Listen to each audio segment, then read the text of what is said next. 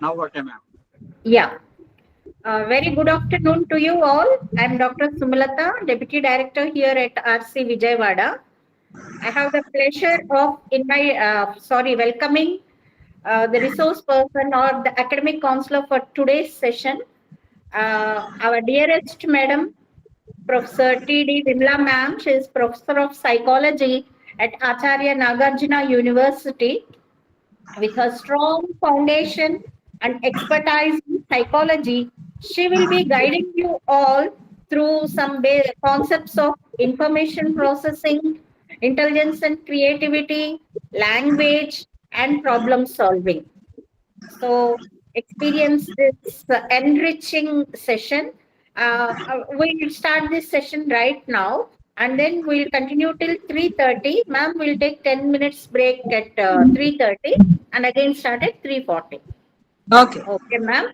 The session is yours now, ma'am. Thank you for accepting our request. And I know how busy ma'am is, but still she's always ready to render her services to IGNOU. She's a part of IGNOU family, and I'm sure you'll all like her sessions. Uh, Now I request Vimla ma'am to please go ahead with the session. Thank you, Dr. Sumalata, for Thank your nice introduction. Thank you. So, I think the students are from different backgrounds. So, I feel, and the course is starting with cognitive psychology. Hence, I want to make some little bit of introduction about psychology because your background is not, most of the students' background is not psychology. Let us say a little bit about psychology, history, not history, but what is basically psychology and how this cognitive psychology evolved like that. Then we will go into the cognitive psychology. This is the first paper you are having because there is BA psychology course in IGNOU. They have continued that. That's why the basic things were not given in your course. So let me say about what exactly psychology is because there are many misconceptions about psychology and for the students as well as the public. So many of the students who joined in this course have many misconceptions about psychology. So let me say briefly, psychology is one of the subjects which was evolved from philosophy like any other subject. But it was with philosophy for longer period and it came out of that discipline and developed as an independent discipline very recently, that is 200 years, 2 to 300 years back only. Hence, it is a very young science. People think, even today, people think philosophy and psychology is same. But psychology is at present, the psychology is totally an objective science, whereas philosophy is an abstract subject. Hence, so psychology, the base of psychology is at present is based on scientific analysis and scientific experiments too. So this is called as a science, psychology is called as a science because it is following the experimentation procedure which is the base for any of the science subjects. Hence we are calling psychology as a science subject now. So coming to this, the definition of psychology, there are so many things happened long back. Earlier, the psychology was defined, psych means soul. This naming of psychology is also given by philosophers. Hence, they call it as a psychology as study of soul. Later on, the definition, then the development of psychology is very less. Then again, the psychology was defined again as a study of consciousness. Mind. So the word mind appeared more acceptable than soul. Then people started accepting as the study of mind. Even then, it was with philosophy, and the development is very less. The third stage, psychology was defined as consciousness, and it was still in philosophy. A little bit of development took place during that period. Later on, after establishing the first experimental psychology laboratory, in Germany, it was being defined as a study of behavior. Then the total scientific approach in the field of psychology emerged. Then the development was rapid and it penetrated into all the fields of society, all the subjects. It has its roots. So this is the, as it was being experimental laboratory was established. The psychology, they defined psychology as a study of behavior. Behavior means which can be observed and it is an objective science.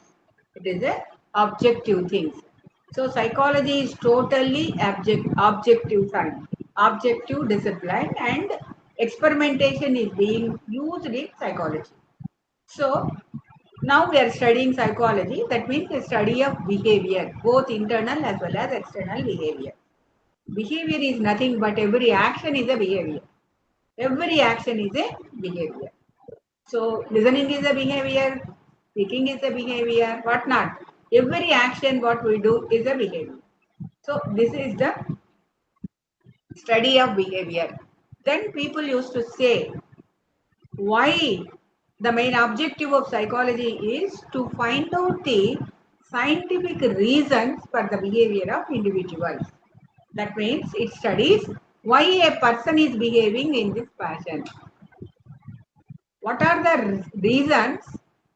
The scientific reasons for his behavior is being uh, learned, is being evolved by doing scientific procedures, and we evolve the reasons for the behavior. If you know the reasons for the behavior of persons, we will modify the behavior of the individuals again by using scientific techniques. So the objective of psychology is behavior modification is the objective of psychology. Behavior modification. What type of behaviors you modify? The behaviors which are hindering the growth of the individual, which are hindering the peace of mind of the individual, which are not helpful for his progress, for his psychological progress, or the behaviors which are obstructing his happiness should be modified. So for this reason, the role of psychology is, the objective of psychology is to bring about behavior modification. So in this scenario, remember this, psychology studies why a person is behaving in this fashion, what are the scientific reasons behind this, they find their scientific reason, and then they bring about changes by using scientific procedures.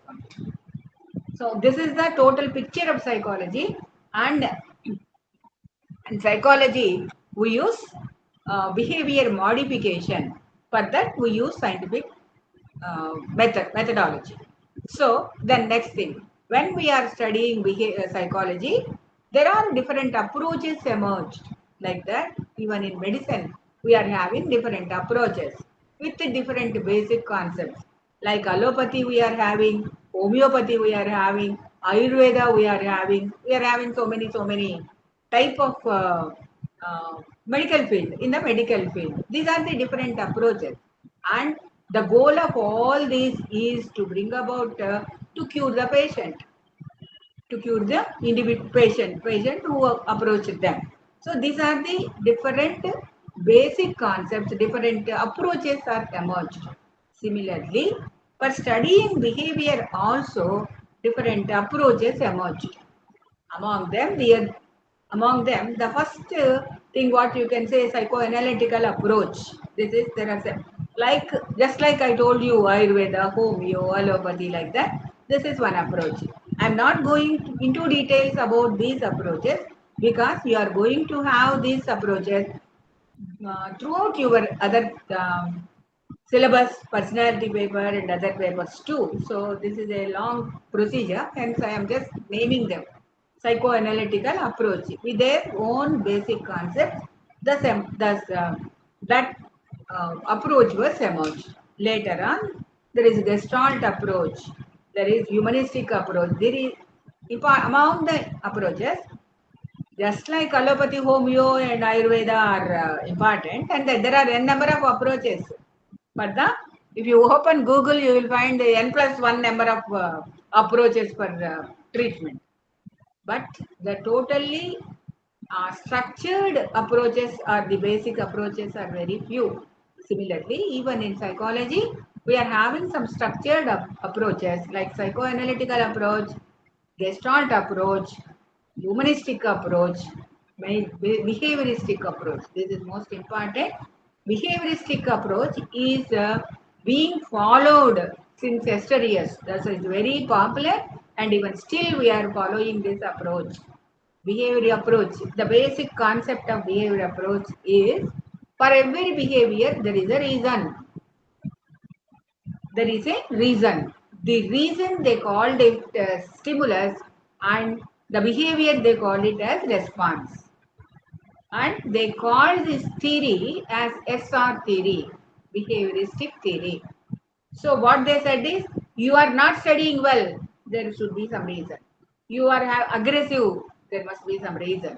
So for every behavior which is distracting you or disrupting your happiness or mental peace, there must be some reason.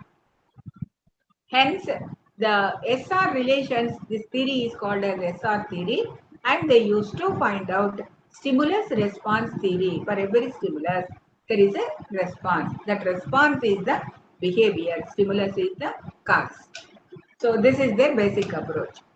So, for that, and they said that the second point, what behavioristic psychologists basic concept is that everything is a learned. Everything is a learned process, except instincts, everything is learned. If everything is learned, then we can use some of the methods to unlearn the things, unlearn the behaviors which are obstructing our growth. So, learning was being given a maximum, a core importance in behavioristic psychology. So, that they said it is SR relations. Recently, very recently, after the development of neurology, brain and nervous system, there is another approach emerged, is cognitive approach. In this, they said behavior is not that much simple as you said. It is not SR relation. You can't find one reason for your behavior. You can't find this. They focused on higher mental abilities, not on actions alone. Higher mental abilities are important. So they focused on, so by these higher mental abilities, you will cognize. Cognize means you will understand and then you will respond.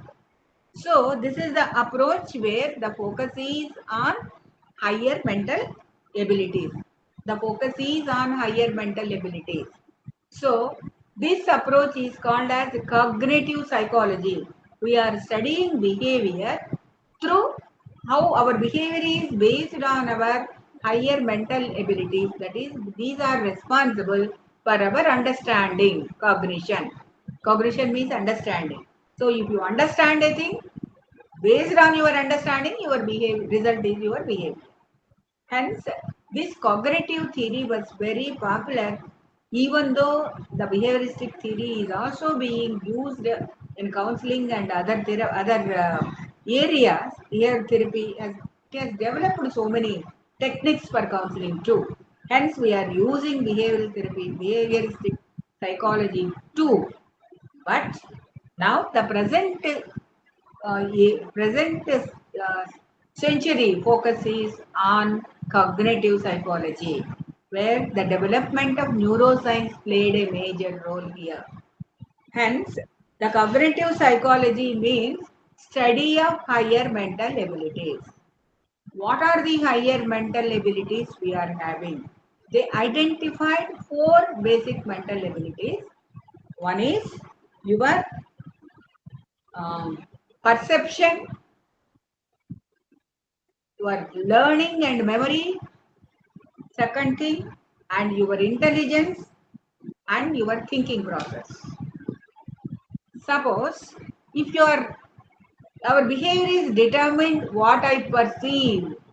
I perceive something which is interesting and positive in the particular scenario. This is my perception. how I has taken that information and how I processed it and how I understand that. That determines the person, our behavior, not the thing, not the individual, how I perceived the person. So in Telugu there is a saying, drusti makes srusti. Srusti means whatever, how do you look, how do you perceive the thing determines your behavior. For that, they have given a small example. If you see a rope on a road during that time, if you perceive it as a snake, your behavior is different. You may hit it, or you may run away from the place, or you may perspire, or you may shit. Whatever is that, your behavior is different. If you perceive it as a rope, nothing happens, you just walk away about it. So the rope is not responsible for your behavior. Only your perception is responsible for your behavior. So how the perceptual process takes place in our brain. This is one thing. This is one of the component of higher mental abilities. The second thing is about learning and memory. Learning and memory. This is the second component. Means, as a behavioristic approach says, the basic concept, we learn everything except instinct. We learn to walk, we learn to talk, we learn to dress, whatever thing. We learn to eat, we learn to speak. Whatever is that, everything is a learned process. So, learning, after learning, it should be memorized. If you keep it in your, if the learned material is in your memory, then that determines your behavior. Your learning and memory determines your behavior for any stimulus. For any stimulus, your learning and memory. Suppose, just think about that. What is your behavior for a situation when you were in 10th class? What is your response or behavior for the same situation when you are in PG course or when you are an adult? The same thing happens. So, because during this process, learning is a continuous process. Learning is not studying. Learning means learning new skills. It starts with birth and ends with death. Every day we learn so many things. Through observation or through something, various ways we learn so many things. So when you learn and keep it in our, if it is in our memory, that determines our behavior. So the second part was taken by, learning was taken as one of the component of cognitive psychology. And third thing is our intelligence. Intelligence, definitely the behavior of people who are intelligent and the behavior of people who are less intelligent. Think about a mentally retarded person. He is having low intelligence. What is his behavior? And an average intelligent person, highly intellectual person. So your intelligence determines your behavior. Your intelligence is being determined by your hardware brain. The development of the brain, development of neurons, stimulation of the neurons and everything. So your intelligence determines your behavior. And the fourth thing is your thinking. The base core for our behavior is our thought process. Thinking determines our behavior. So cognitive psychology says that our perception, learning, memory, intelligence and thinking all together, these are called as higher mental process, and they all together determines our behavior. This is the basic concept of cognitive psychology. So in behavioral psychology, they said it is SR relation, stimulus and response relation. It's not stimulus and response relation. It is the behavior happens because of higher mental abilities. And they called all the four as higher mental abilities. Just imagine if you are having a defect in your intelligence or whatever is that brain and intelligence. So brain capacity is less. You are seeing the mentally retarded person. There is difference in the behavior of person. The cognition of individual, understanding of the individual. If they don't learn anything, the behavior is different. And hence, perception, learning, and intelligence and thinking, these four together, they made a major role. They all together will make us to understand the environment and then respond to that. So our behavior is determined by all these higher mental abilities. If there is any defect in one of these, that results in our behavior. So while modifying the behavior of individuals, you have to think where is the defect, whether the defect is in the perception, whether the defect is in the learning, or is there any defect in their intellectual abilities or in thinking process. So in counseling, wherever is the defect, we want to reorient their perceptions, make them to learn. If they're because of lower less capacities of learning, they are not able to adapt themselves. And then if there is intelligence lower, will make them to adapt with that intellectual ability. And thinking also, we will try to bring about modifications in their thought process if it is responsible for the non-adaptable, not able to adapt an individual to the surrounding. So this is the basic thing about cognitive psychology. This is one of the approaches to of studying psychology. Psychology is the study of behavior, scientific study of behavior. So there are different approaches, and cognitive psychology is the one latest recent developed approach of psychology, cognitive psychology, and it is being followed in every way now. Coming to the how this cognitive psychology evolved, let us come to this paper, how this cognitive psychology evolved. So a lot of research. The research was conducted by through experimentation. In the development of cognitive psychology, lot of research was conducted through experimentation. They have you because it is a recent emergent. This they used the techniques, new techniques of studying of brain. So they used brain postmortem. After postmortem, they studied the brain and image brains of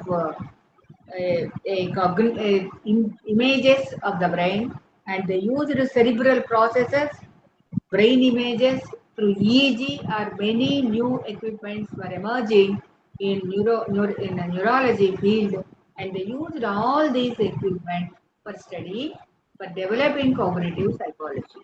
They used many methods, research methods, scientific research methods, mostly experimentation by studying postmortem uh, brain, postmortem cases of the brain, and also imaging images, and also cerebral process, EEG. Many equipment were evolved now. They used all these equipment for studying the brain and cognitive processes. And this is a branch which was evolved by taking so many things from so many domains. Particularly this, why we are calling it as a psychology, because the basic psychological principles are taken, basic psychological principles are taken in cognitive psychology, number one.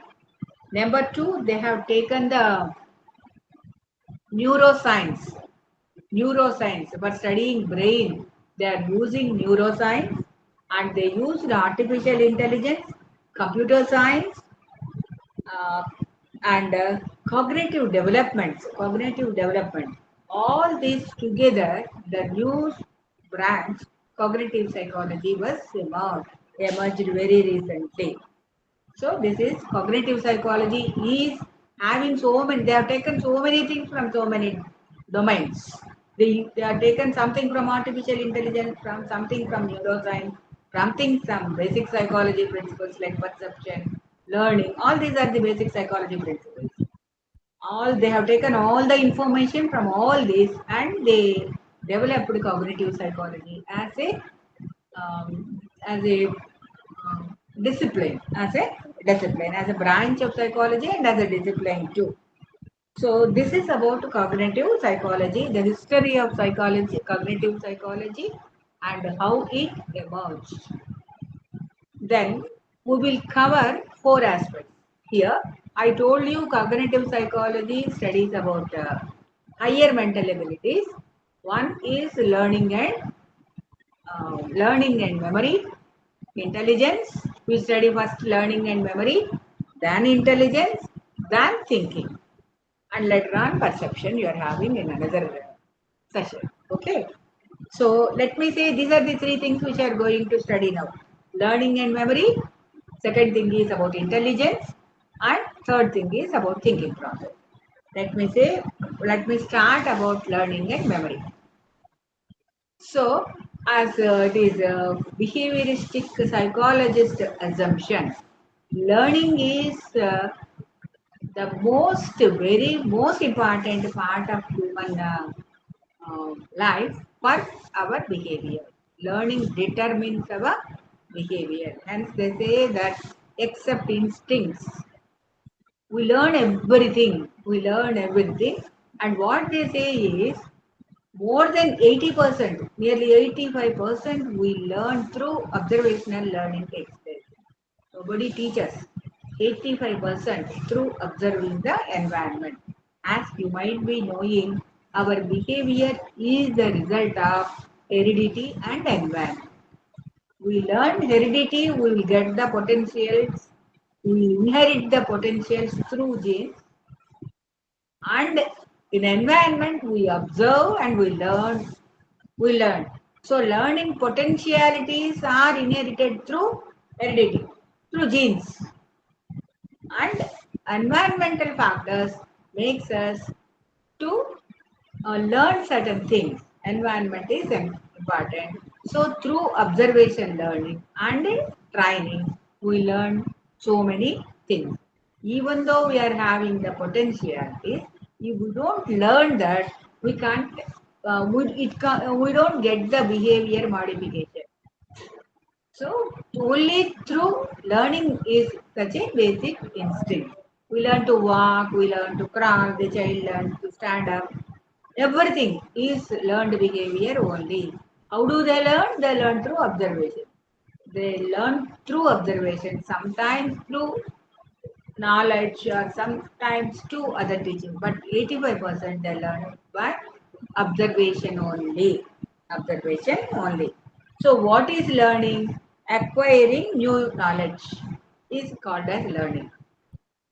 Then acquiring new behaviors, acquiring skills, acquiring values, acquiring understanding, and all this.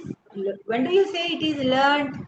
If the knowledge or the skill brings about a permanent change in the behavior of the individual, then only we call it as a learned behavior. Right? It should bring about a permanent change in the behavior of the individual.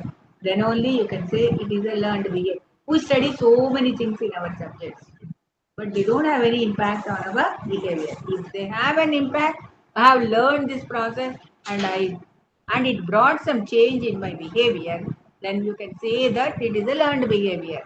It is a learned behavior. Sometimes without our knowledge, we learn something from so many things and we put it in it brings changes in our behavior. So this is called as a cognitive psychology. What do you learn then? This is learning is a process which starts at birth and ends with death. Start at birth and ends with every day we learn so many through our observation, through our thing, whatever is that, through somebody, through reading or through observing or through learning from others, we learn certain things. Okay. So in this, what are the domains of our learning? What are the domains of our learning? The first domain is cognitive domain, where we learn thinking, perception, cognitive domain, abilities. We learn abilities. Cognitive domain is abilities. Number second one is psychomotor abilities, psychomotor things. Psychomotor means like we are using our motor abilities and also psychological abilities. Psychomotor abilities are swimming is a psychomotor ability and running is a psychomotor ability. So these are the psychomotor abilities we learn. We learn to cycling, driving, where we use motor parts and also use our brain. It is called as a psychomotor ability. We learn cognitive domain, we learn abilities, cognitive abilities. Number two, psychomotor abilities.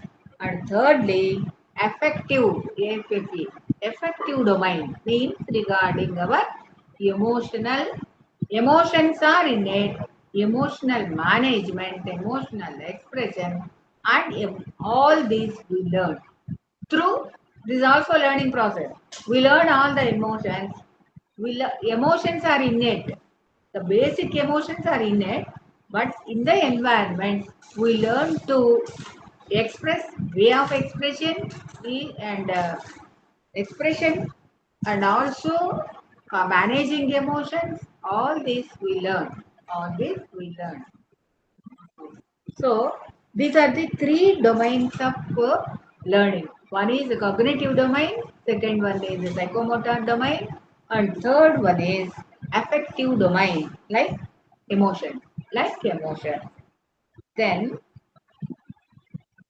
coming to the memory. This is about learning. Basic. I'm going through only the basic thing because within 3 hours of time I have to say so many things. Hence, I am giving whatever I am able to tell you the gist of the subject, just the gist of the paper. That's all. Coming to the what is learning, I told you, and what are the three domains of learning. Then coming to the memory. Memory is retaining the information or the activity which is learned, which is learned. Retaining or retention of learned activity is called as memory. Retention of learned act. Without retention, the learning has no use. If you retain it, then you can use it whenever there is a need. So, memory is as important as learning too. So, in this uh, memory, we will have sensory memory. There are also 3 or 4 types of memory, basic types. Sensory memory. We are having 5 sense organs. Each sense organ has its memory. Through our eyes, we will see a person, and later on, if you look at him after some time, you say you remember them. That is sensory eyes, memory of eyes, memory of touch, taste. If you touch something, say it is a wood. Touch something, memory related to touch. We may not be having the clear memory, but vivid images and vivid memory you will have. And then sound. If you listen something and you say that this is the particular person is talking, that means the memory of his auditory auditory memory. Then auditory memory is there, and we can smell, and we can say this is the smell of so and so. That is the memory of the nose. So all the kinesthetic memory is there. All the sense organs are called having the ability to memorize. Sometimes if it is long time, the practice is long, we will make a clear memory, or sometimes vivid memories also we will get. So this is one is sensory memory. Second thing is short-term memory. Short-term memory is it is from 2 to 20 seconds. 3 to 20 seconds short-term memory. We just look at that, we memorize it, and we forget within 20 seconds. That is called short-term memory. While you are traveling in a bus or something, we will see so many pictures, so many banners, all this we will just go through, but you don't remember all this. The memory for them is 3 to 20 seconds. 3 to 20 seconds. Unless we are interested and we focus on something, we don't remember anything, memorize anything. So that is called as a short-term memory. Long-term memory means uh, when the information is learned, if the coding and the consolidation takes place, In a normal sense, if the revision or review or the consolidation takes place, that information will be memorized for longer periods. That is called as long-term memory. That is called as long-term memory. So these are the three types of memory we are having: sensory memory, short-term memory, and also long-term memory. So learning also, I told you three things: cognitive learning, psychomotor learning, and affective learning. Similarly, I am telling you there are three types of memory also: sensory memory, and second thing is short-term memory, and also long-term memory. So in this, this is the basic information about learning. This is the basic information about the learning. Learning takes place through different modes and procedures. Different procedures, through conditioning, through trial and error, through imitation. Learning may take place through insight, okay, through conditioning. So there are number of ways of learning. Depending upon the subject, depending upon the information, we use different techniques for learning. Similarly, we use different techniques for memory also. Then coming to the, so next we are coming to the information, cognitive information processing models. So are you able to understand, or shall I slow down, or shall I make it a little bit fast? Anyone of you can say? It's fine, madam. It's fine, ma'am. You can be faster as well. It's okay for us, I think. Okay. Okay. Then coming to the processing models. So there are cognitive information processing models. There are information processing models. I think if you just note down the basic points, you can understand the gist. There are so many things involved in your books. If you understand the gist, better to note down so that you can have some clarity. Otherwise, the subject will be immediately you will forget whatever you listen. Okay, hence better to just note down the point so that you can retain your attention is one thing, and also you can it will become easy for you to go into the textbooks again. Then coming to the cognitive information processing, whatever is learned, this information processing takes place. What are the basic processing procedure? The first thing is encoding takes place. The first part is encoding. In this, here encoding means gathering information and representing information in different ways. So this is called as how do you gather the information and representing information takes place through your maturation and through your experience. Maturation means our brain should get matured. So our brain grows till 18 years. So depending upon the level of maturation of your brain, you can gather information and you can do the representation of the information. So maturation and learning, maturation and experience, sorry, through these two, you can gather information and represent the information. This is called as encoding. After encoding, you are gathering the information, you have to hold the information. Holding the information is called as storage. Encoding is gathering the information. Storage is holding the information. And retrieval, third thing is retrieval. This is the three steps of memory. Three steps of memory. Retrieval means getting the information whenever it is needed. Getting back the information whenever it is needed is called as retrieval. So there are three steps in memory. First step is encoding, where you will gather information, that is learning takes place. And second step is you will store the information. And third step is you have to you have to retrieve the information whenever it is needed. So all these three systems are being managed by our brain and neural system.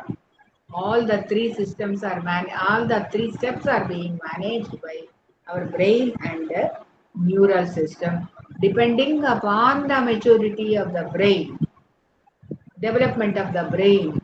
These processes, learning and memory processes occurs. So this is called as the entire system, the control system is the brain. For encoding, the brain had a base, had a role. For storage, the brain had a major role, and our retrieval also, my brain had a major role. Hence, the development of the brain is responsible for our cognitive. This cognitive process is responsible for our memory. Then this is one process, cognitive information process. There are different processes, cognitive processes which were evolved for different purposes. The second thing what we are going to say is Bloom's technology, Bloom's process, B-L-O-O-M, Bloom. Is another scientist who has given a another six levels of information processing. All these are information processing theories. How the information processes. General processes is encoding, storage, and retrieval. Coming to the Bloom's process, there are 6 levels. The first level is knowing, that means gathering the information. This Bloom's method process information processing very much used in educational system, and at present the UGC, higher education center, and school education also we are following this Bloom's methodology. In this, first thing is knowing. First level is knowing. You will get the information from the teacher, from the books or whatever is there. This is first level is knowing. The second level is you have to comprehend the information. Comprehension means understanding. Whatever the information the teacher gives, it should be understood. Second level is comprehension. Third level is you have to apply it, application. Whatever knowledge is available, every knowledge has an application as well. There is no knowledge without application. Hence, where it is being applied, whether it is in education, in personal life, in employment, or in our happiness, and whatever is that, wherever it is being used. So, third level is application. Fourth level is after application, we start analyzing it. Analyzing means you will understand the relationships. After application, you try to understand the relationship. And then you will synthesize it and you evaluate it. And the next, these are the 6 steps.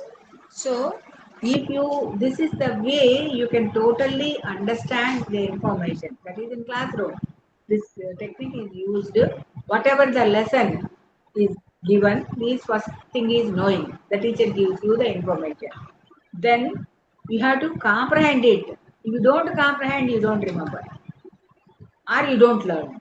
So second thing is comprehension, understanding is very important. After that, after comprehension, you go for application. Whatever you have learned, you have to apply it. Application. And fourth level, in application, you will understand the relationship. You will analyze and understand the relationship. And then you try to synthesize it. So then evaluation you will do. So by all these processes, the innovation is being taking place through all these processes. If you don't understand the material or whatever is given, you can't apply it. You can't apply it. You can't apply where to use this. So you cannot understand this. This is the second, first theory, Bloom's levels of information processing. Then the third thing is Sternberg theory based on intelligence. Sternberg has basically made an intelligence theory. So, as per Sternberg, the information processing is 3 kinds of information processing takes place. As per Sternberg, three kinds of information processing takes place. First thing is for meta components. Meta components means knowledge components. Meta components. And second thing is for performance components. And third is for knowledge acquisition. For knowledge acquisition, meta components, performance components, knowledge acquisition. All the three work together in information processing. In information processing, all the three things work together. This is the theory of Sternberg. This is the Sternberg's theory. So, how the information processing takes place? Because in the beginning itself, I told you this is a cognitive psychology where our basic core information is about the neuroscience, brain, and I told you about intelligence. Intelligence means the hardware for intelligence is the brain, and the software is the training. Software is the training, learning. So, neuropsychology, this is the third Sternberg's theory. As per him, there are three types of components in intelligence, meta components, intelligence. He focused on intelligence. Meta components, performance components, and knowledge acquisition. All the three together will process the information. Then coming to the next thing is neuropsychological basis. Neuropsychological basis. Neuropsychological basis means brain, basically neurons and brain. Neuropsychological memory, and for them, temporal lobe of the brain is mainly responsible. Temporal lobe of the brain is mainly responsible for our information processing. Temporal lobe of the brain is mainly responsible. Hence, because it is a neuropsychological approach, they use fMRI, functional magnetic resources, images, functional magnetic resource images, fMRI, and PET, positron emission tomography for understanding this information processing model. They use these two neuropsychological basis of learning and memory. So they use fMRI and PET. So for this thing, then the last fourth one is called as a cellular basis of memory processing. Cellular basis of memory processing. So what they say is the synaptic interactions. The strength of the synaptic interactions among the neurons and neural networks are responsible for learning and memory. This is another cellular theory. Synaptic interactions. Synaptic interactions means, as all of us know, the brain consists of billions of neurons, and each two neurons in the brain or anywhere, they don't completely attach with each other. There is some little gap between the neurons. The between the neuron means nerve cell. Single cell is called as neuron. Between the neurons, there is a little gap. This gap is called as synaptic gap. So the information processes from one neuron to other neuron through this synaptic gap. I think you might have understood. There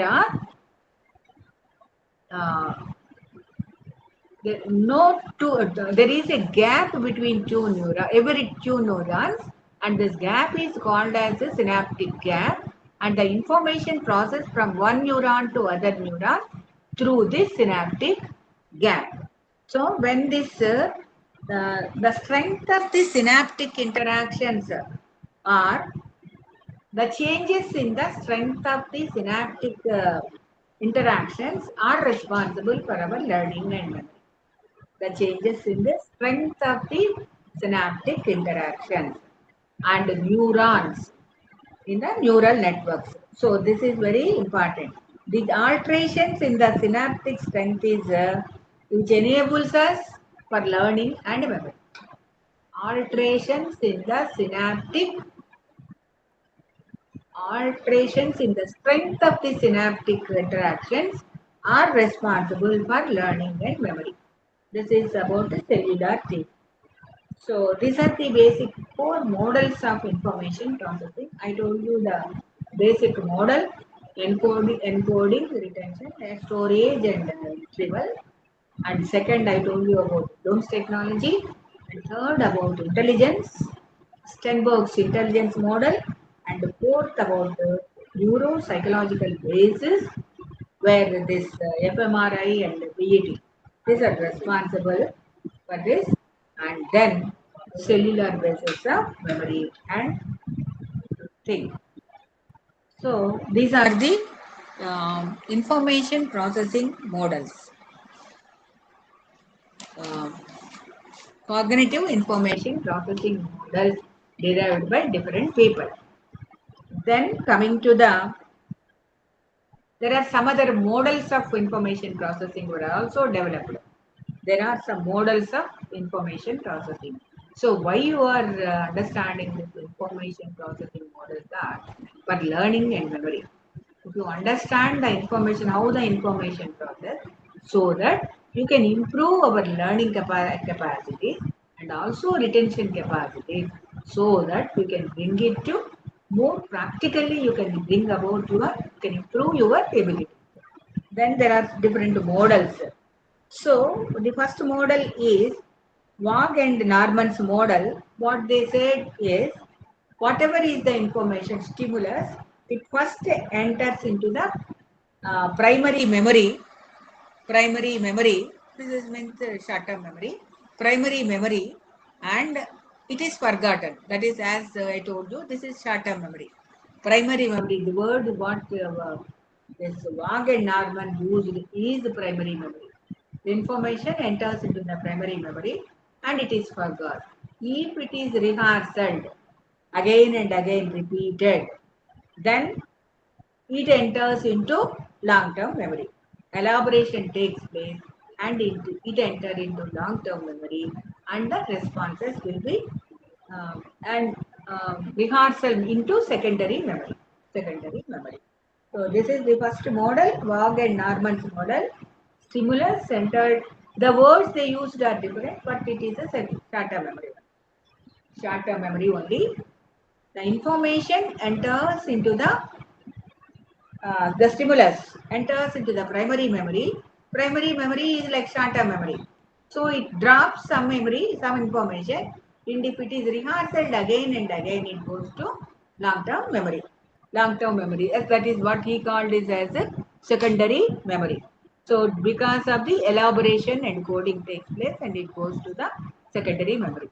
The second thing is Atkinson and Schifrin's model. Atkinson's models. Here, he said the stimulus entered to sensory memory first. Sensory memory, this is for half a second or 4 or 5. If it is for vision, it is only half a second. Sensory memory is half a second only if it is for vision. If it is for auditory, 4 to 5 seconds for auditory. First of all, the stimulus entered to sensory memory and something is forgotten. Because it is half a second, something is forgotten. Then initially it enters into the short-term memory. Again, some short-term memory is 20 to 30 seconds. Some information is being dropped here, forgotten here, and then it takes elaboration and coding takes place, and it goes to long-term memory. Then it responds. Long-term memory. After long-term memory, whenever there is a need, it responds. Atkinson model, the first thing is, the difference is stimulus enters into sensory memory, first thing, first level sensory memory. So sensory memory for vision is only half a second. If you just look at that, it drops. We will forget.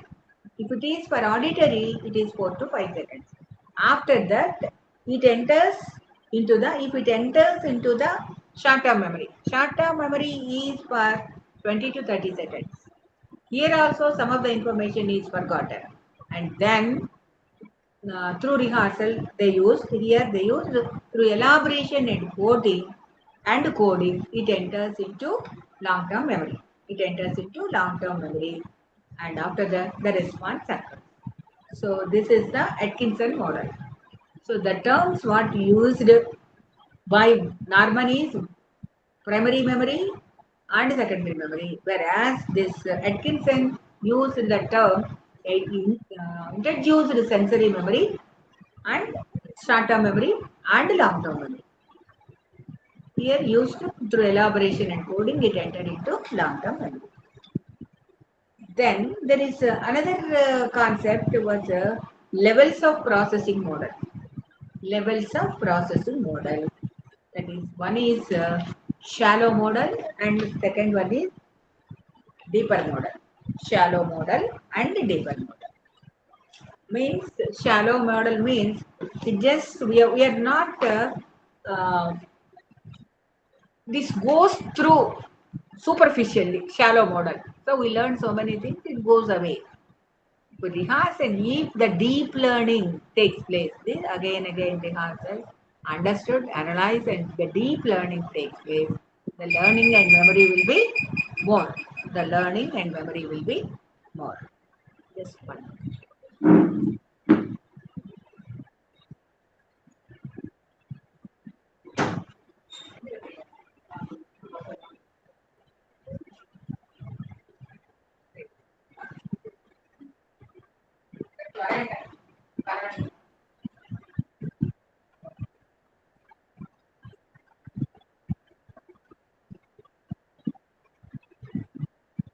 ఏం కావాలో చెప్పు ఒకసారి చెప్పు మధ్యలో బయటకు వచ్చాను అయ్యా ఏం కావాలి గబక్కని చెప్పు నాకు మళ్ళీ తెలియదు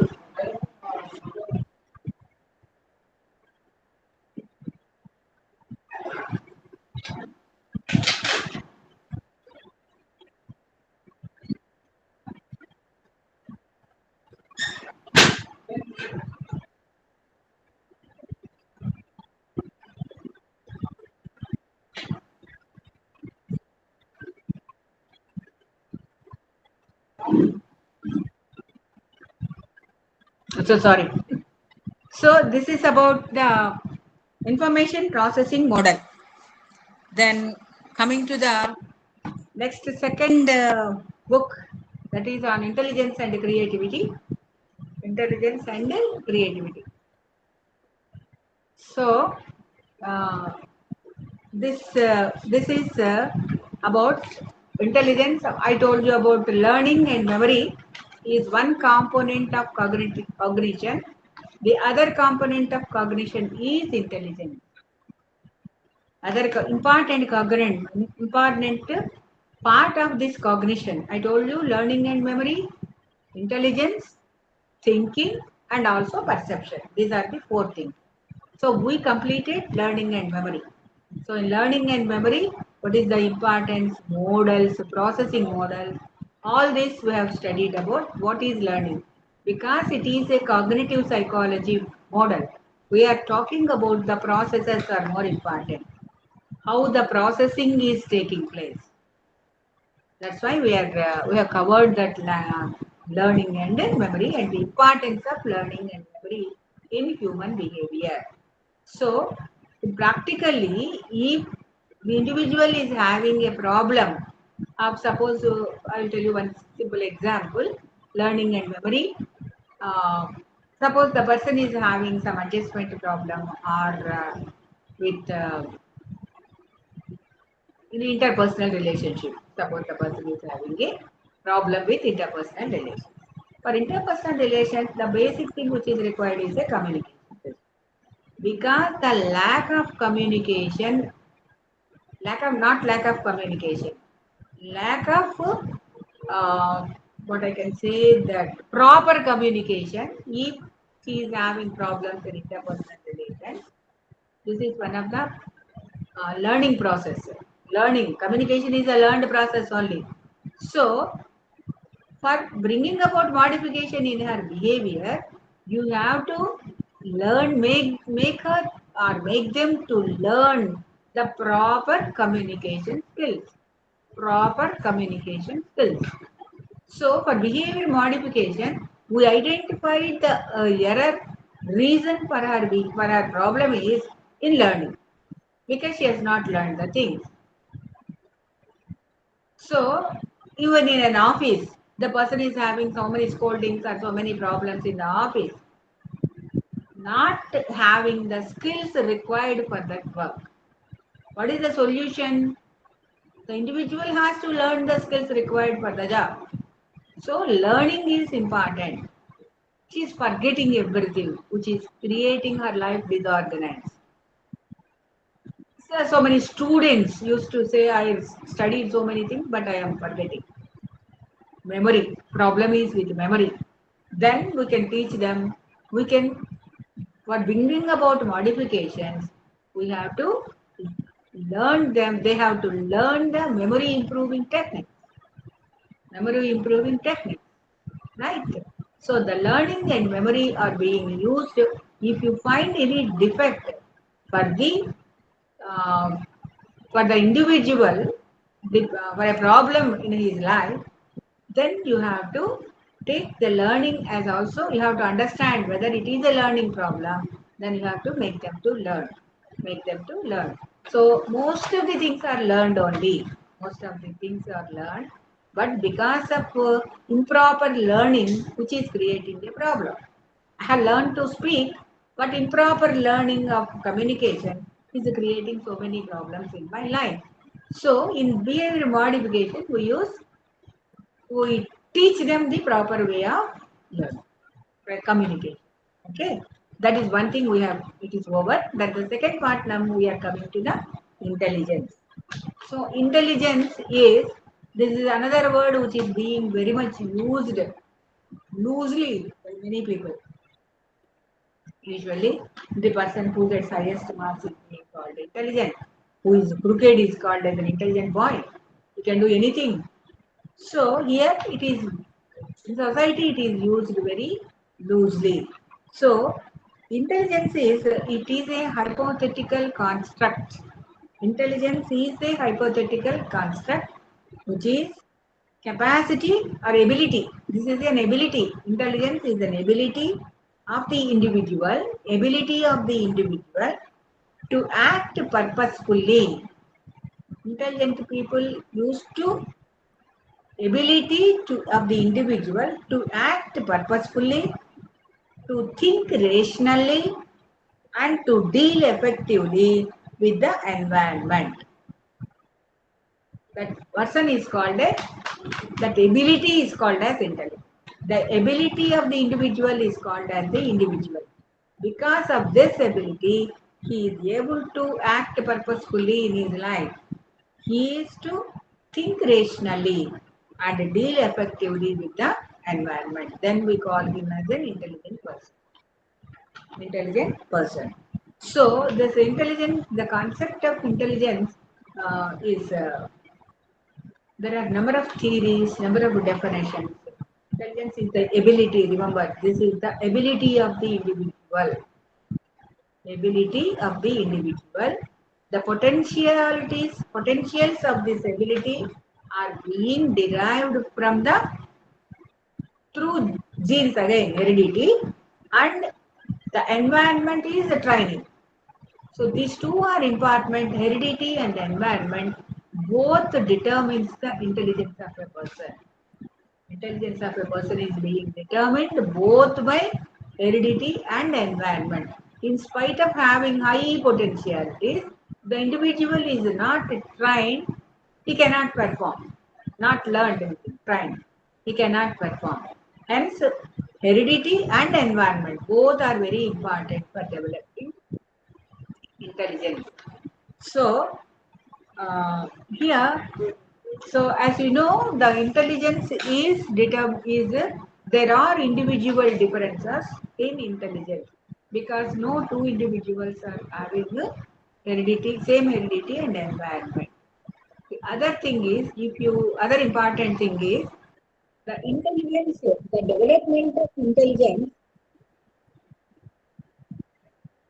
development of intelligence takes place up to 18 years. It is being coincided with the development of brain, levels of brain's development. If the brain develops at 10 years age, stops developing at 10 years age, the intelligence also stops to grow at 10. So, the development of the brain is responsible for the development of intelligence, and it ceases to develop after 18 years. After 18 years. So, the development of intelligence takes, there is no difference in the intelligence of 18-year-old boy and a 50-year-old man. There is no difference.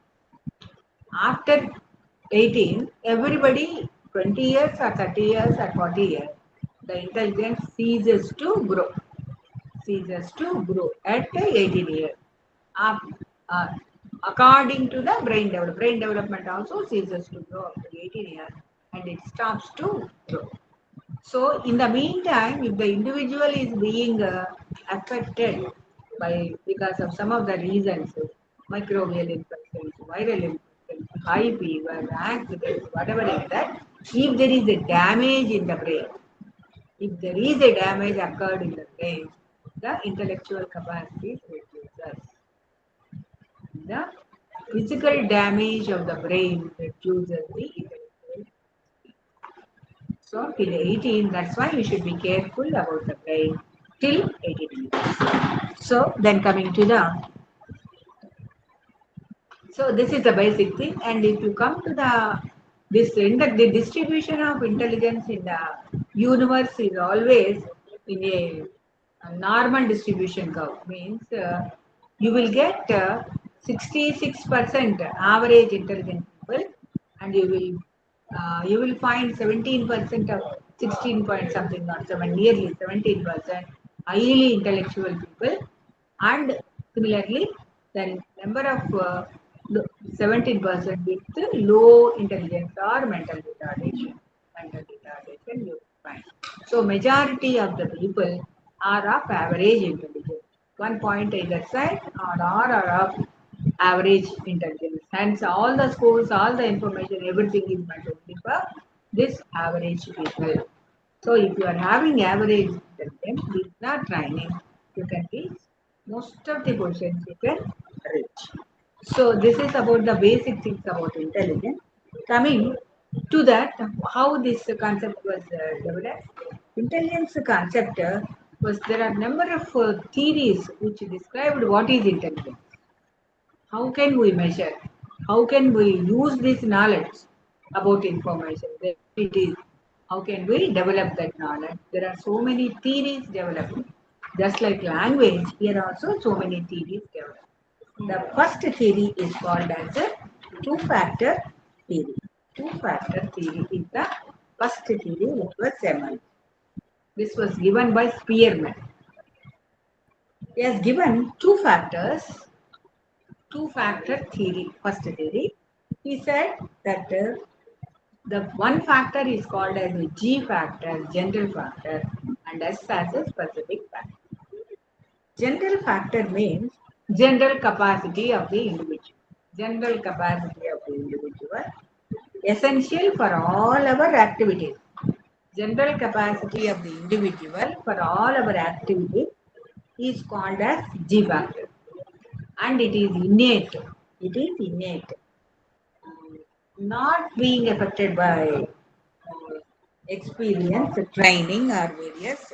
So this is an innate ability. G factor is an innate ability, essential for all our activities. Is called as G factor.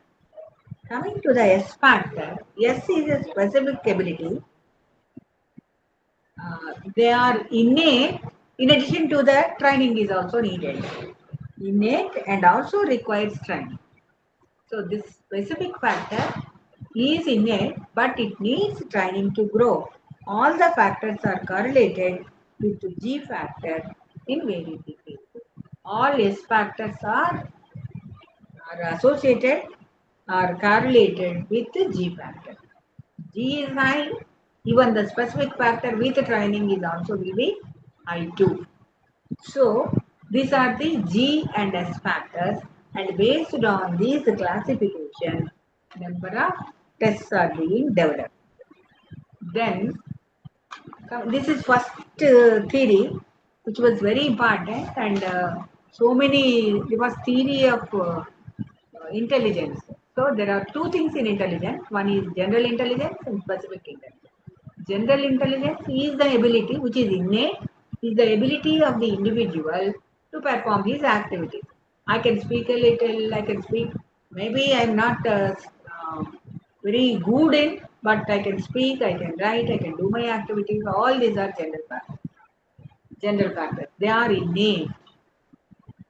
And come to specific factor, along with specific factor is also innate factor. So many small children music competitions we are seeing, very talented children we are seeing in music competitions in other areas. So they are having innate plus training. Innate plus training. This is called as a specific factors. Specific intelligence. What we call it as specific intelligence correlates with general intelligence too. So based on this theory, number of tests are being developed. Then coming to the Thorndike theory, this is one theory, general factor theory and specific factor theory. So much was given in your textbooks with diagrams, how they overlap the general factor and specific factor, overlap among different. So the general factor is which is responsible for all the activities. With G, with innate, this is innate. Specific factors are also innate plus training. Plus training, that is called as a specific factor. Without training, the general factor cannot become a specific intelligence. Training is also important. This is one theory. Second theory is about the Thorndike theory. Thorndike theory, he has given three types of intelligence. One is social intelligence, that is interpersonal intelligence. I'm having more interpersonal intelligence. I may not be having all the three. They are related, but I may not be having all the three. He divided them as social intelligence, interpersonal social intelligence, that is interpersonal skills. Second thing is the concrete intelligence. Concrete intelligence means this is understanding the situation and reacting effectively. There are people who understand the situation, they act very effectively in that. This is contextual intelligence one way, concrete intelligence. It is called in such some situation, they react promptly, rapidly, quickly. So this is concrete intelligence. And third is abstract intelligence. This is academic intelligence. So these are the three types of intelligence. Some people are good at social intelligence, interpersonal intelligence. Some are good at concrete intelligence, situational intelligence. Some are good at abstract intelligence. So intelligence is not one factor. When Spearman said it is two factors, Thurston said it is three factors. One is interpersonal intelligence, second thing is concrete intelligence, and third is abstract intelligence. Three factors. Then comes the what is that? Then comes to the Thurston's intelligence. Thurston has given primary mental ability (PMA). That is his division. He make I think eight types of abilities or eight types of intelligence. Intelligence is nothing but an ability. The numerical ability, verbal fluency, inductive reasoning, deductive reasoning, spatial relations, like that he made some of the primary mental abilities. He said, based on Thurston's primary mental abilities, so many intelligence tests were developed. So many intelligence tests were developed. People may not have all the abilities in extreme level, but some people are good at some people are good at some. So when I am doing that, what is the type of intelligence needed for a job or for what is the type of intelligence an individual is having? Based on that, you can guide their career, you can enter into their profession, you can do best in that area. Okay, so he has given primary mental abilities, which consists of basically eight types of abilities: numerical ability, verbal fluency, verbal comprehension, inductive reasoning, deductive reasoning, spatial relation. Like that, he has given 9 types of abilities. And based on this, number of tests are being conducted. Number of tests are conducted. Then coming to the um, PASS model, PASS, PASS, PASS model. This is, he has given that PASS, PASS means planning, attention arousal, simultaneous and successive processing system. Neuropsychological cognitive uh, ability. This is another theory of intelligence. He says that he has given PASS model, PASS, planning. For intelligence, ASS, planning, attention arousal. Here he has given psycho neuropsychological model. This is a neuropsychological model. He has given certain psychological aspects and related neural aspects. For example, first thing is he said is attention and arousal. For anything, attention and arousal, brainstem is responsible. Brainstem is responsible. Psychoneurological. Psychological aspects are attention and arousal. What is the neurological aspects associated with this? Brainstem. Attention and arousal associated with brainstem. AS means simultaneous and successive. Simultaneous and successive, which is being associated with the occipital, parietal, and temporal lobe. Occipital lobe, parietal lobe, and temporal lobe. If it is a perception, it is temporal lobe. It is a concept, parietal lobe. Occipital lobe. Occipital, parietal, and temporal lobes. These are the neurological things. And what are the psychological things is simultaneous and successive things. Perception, concepts, and all these things comes under second thing. And third is planning. PASS. PASS simultaneous. Planning. Planning is being done by frontal lobe. Frontal lobe. Frontal lobe is associated with planning. So, planning, attention arousal, first step is attention arousal.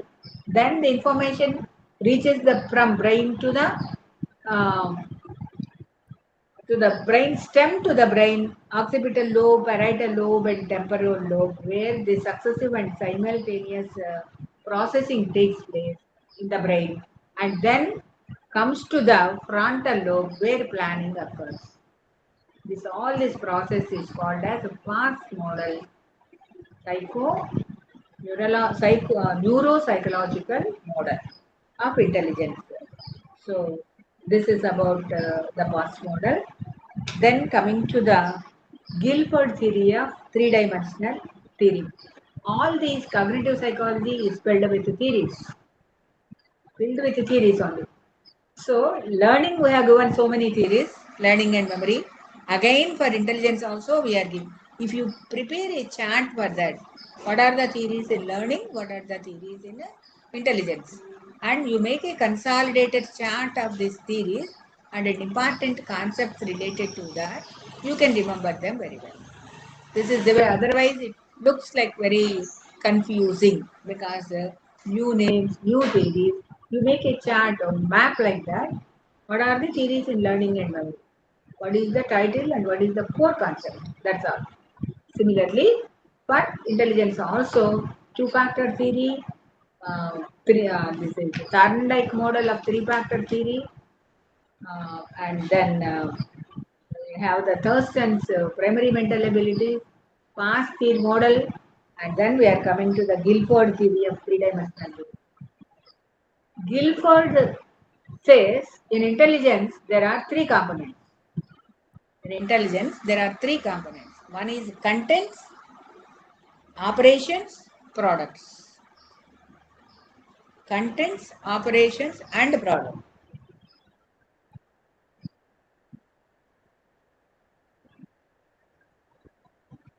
I'll tell you very simply. There under content he has given so many things: visual, auditory, symbolic, semantic, behavioral, whatever is so many things he has given as contents.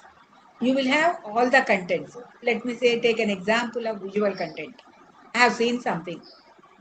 That's why I'm having a visual content. Then, if I look at something, there is some operation. I have to do something.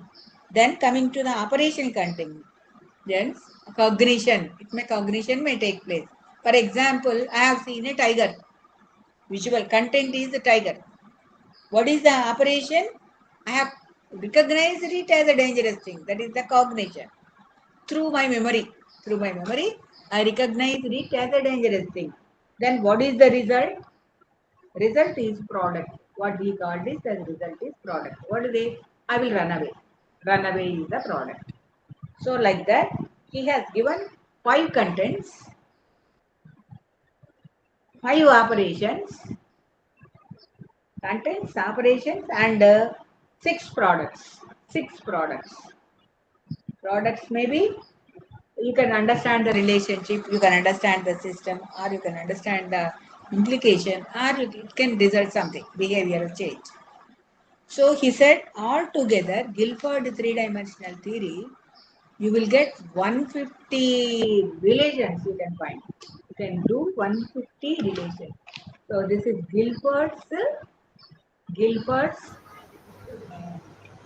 three-dimensional theory. Guilford three-dimensional theory. Then coming to the next thing is, I will consolidate you later after completing all this. Then the next thing is about Gardner-Murphy's theory. Gardner-Murphy's theory. So Gardner-Murphy has developed a theory of multiple intelligence. Intelligence is not, in all the theories, intelligence ability is not being identified as one thing. This intelligence is in multiple ways. You can't say a person is totally intelligent. He may be intelligent in some other area. So intelligence is an ability which is reflected in different factors, different areas. So that you have to understand. Here, Gardner Murphy says that multiple intelligence theory. He has proposed a multiple intelligence theory. As per his intelligence theory, there are 8 types of intelligence, and what he did the extremely, which is a more practical way, is suppose you are having this ability, this intelligence, you are suitable for this job. For career guidance, use it. For career guidance.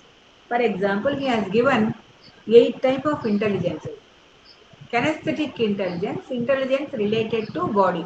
So these people can do movements, dance, they're good for athletics, like that they may become. Kinesthetic intelligence, mathematical intelligence, language intelligence, interpersonal intelligence, intrapersonal intelligence, music ability, and like that he has given 8 types of intelligence and existential also philosophical. So like that he has said, if a mathematical ability also has given, if the person is having the person may be having multiple intelligence, not one. I may have 2 or 3 intelligence. Wherever you get a high score, you are good at that particular area. I may be having a spatial intelligence as well as a mathematical intelligence. I will have a spatial intelligence as well as interpersonal intelligence. Like that, I may have 1 or 2 types of intelligence. You cannot say that one thing. So, based on this, your intelligence, you can choose a job. If you choose a job based on this multiple intelligence scale, you are successful in that. That is the prediction of Gardner-Murphy. He used this linguistic, logical, mathematical, musical, interpersonal, intrapersonal, spatial, like that he has given 8 areas of intelligence. So if you are good at that, you can be, you can go into the other area. So this is the intelligence test of Gardner-Murphy. Okay, right? Ma'am, shall we take a break for 10 minutes now? Okay, okay. Right. Yeah. Right. Are all the students online? Yes, ma'am. Yeah, can I see your face? I mean, can you switch on your cameras, please? Yes, ma'am, we are online. Yeah, yeah. Hello, Or ma'am, please, we'll and take, thank you for the yeah, we'll great take session. a screenshot also. Yeah, if all of you can please switch on your cameras.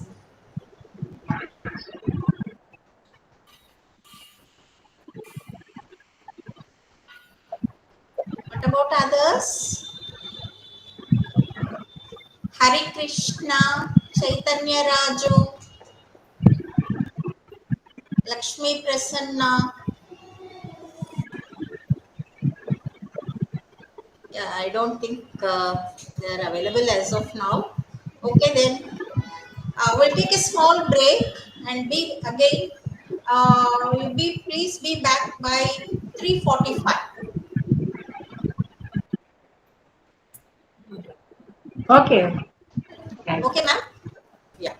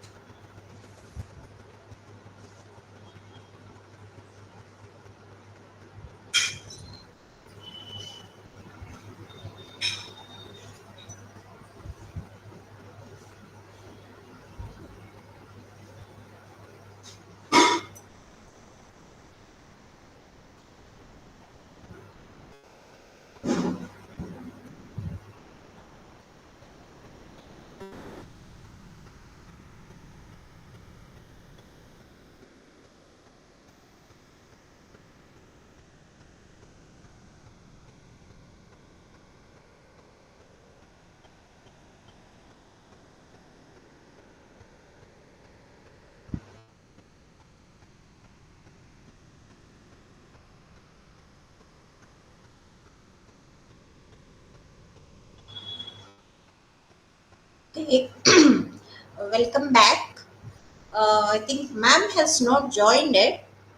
Till the time she joins, let me tell you that I have prepared a feedback form regarding these online counseling sessions. I'll be sending the link to you tomorrow. So please, all of you, check your mails and submit this Google form where we are seeking your feedback on the conduct of these counseling sessions. Hope all of you will respond to those, to that Google form. Let us see if ma'am has joined.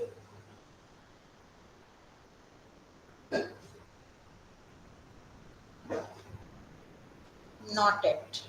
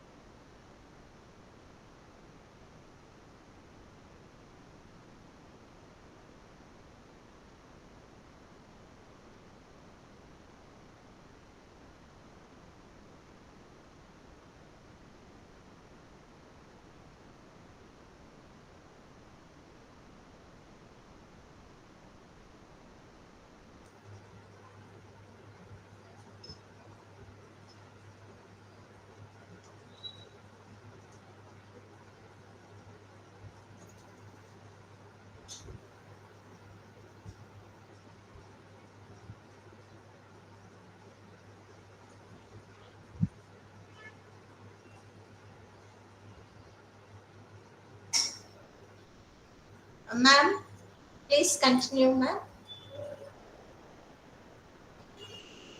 We'll continue. Is it audible? Yes.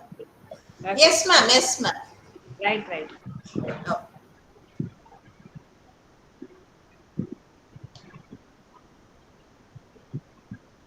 So then we are coming to the last part of that, that is of intelligence, that is the measurement of intelligence. How do you measure intelligence? This is another important area. Usually, what the measurement of intelligence has become very important because this is being taken as a standard to measure the abilities of individuals. So, both in education, academic, or in clinical purpose, and whatever is that. this is being taken as a standard score. What the uh, intelligence test measures. So the first intelligence test, it was in Binay, is the person first who has developed the intelligence test. Who developed this intelligence first intelligence test? In this intelligence test, what he said, he was asked to find the reasons for getting different types of achievements by children of 3 to 4 years. So he measured many of the abilities of the children and first constructed by taking more than 1,000 children.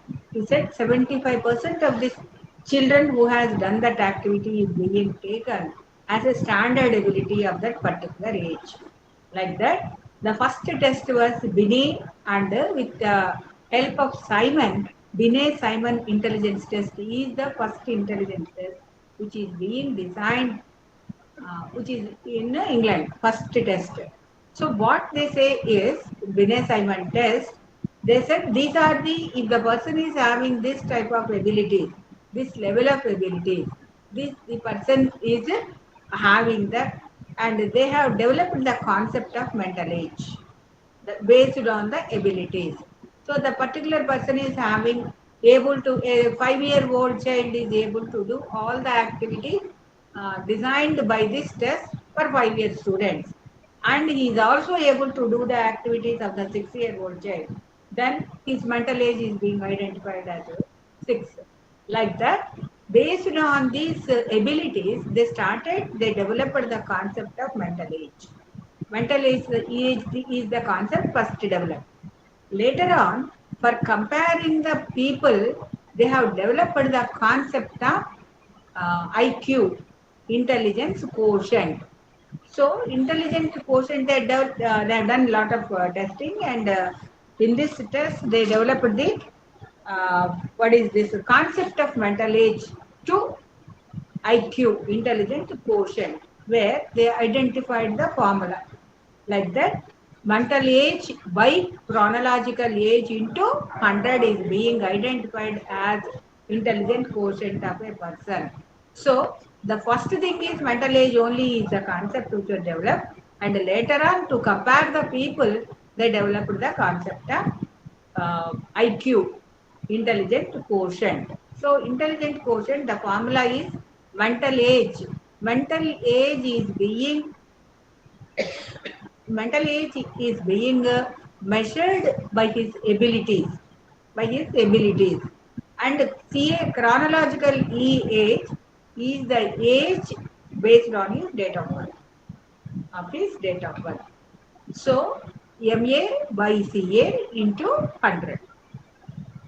For example, I will tell you, if a 10-year boy is able to do the activities designed for all the 10-year-old children, his mental age is 10, because he is able to do all the activities designed for 10-year-old children. So his mental ability is MA is 10, and his chronological age is also, because he is a 10-year-old boy, his chronological age is also 10. So MA by CA means 10 by 10 into 100.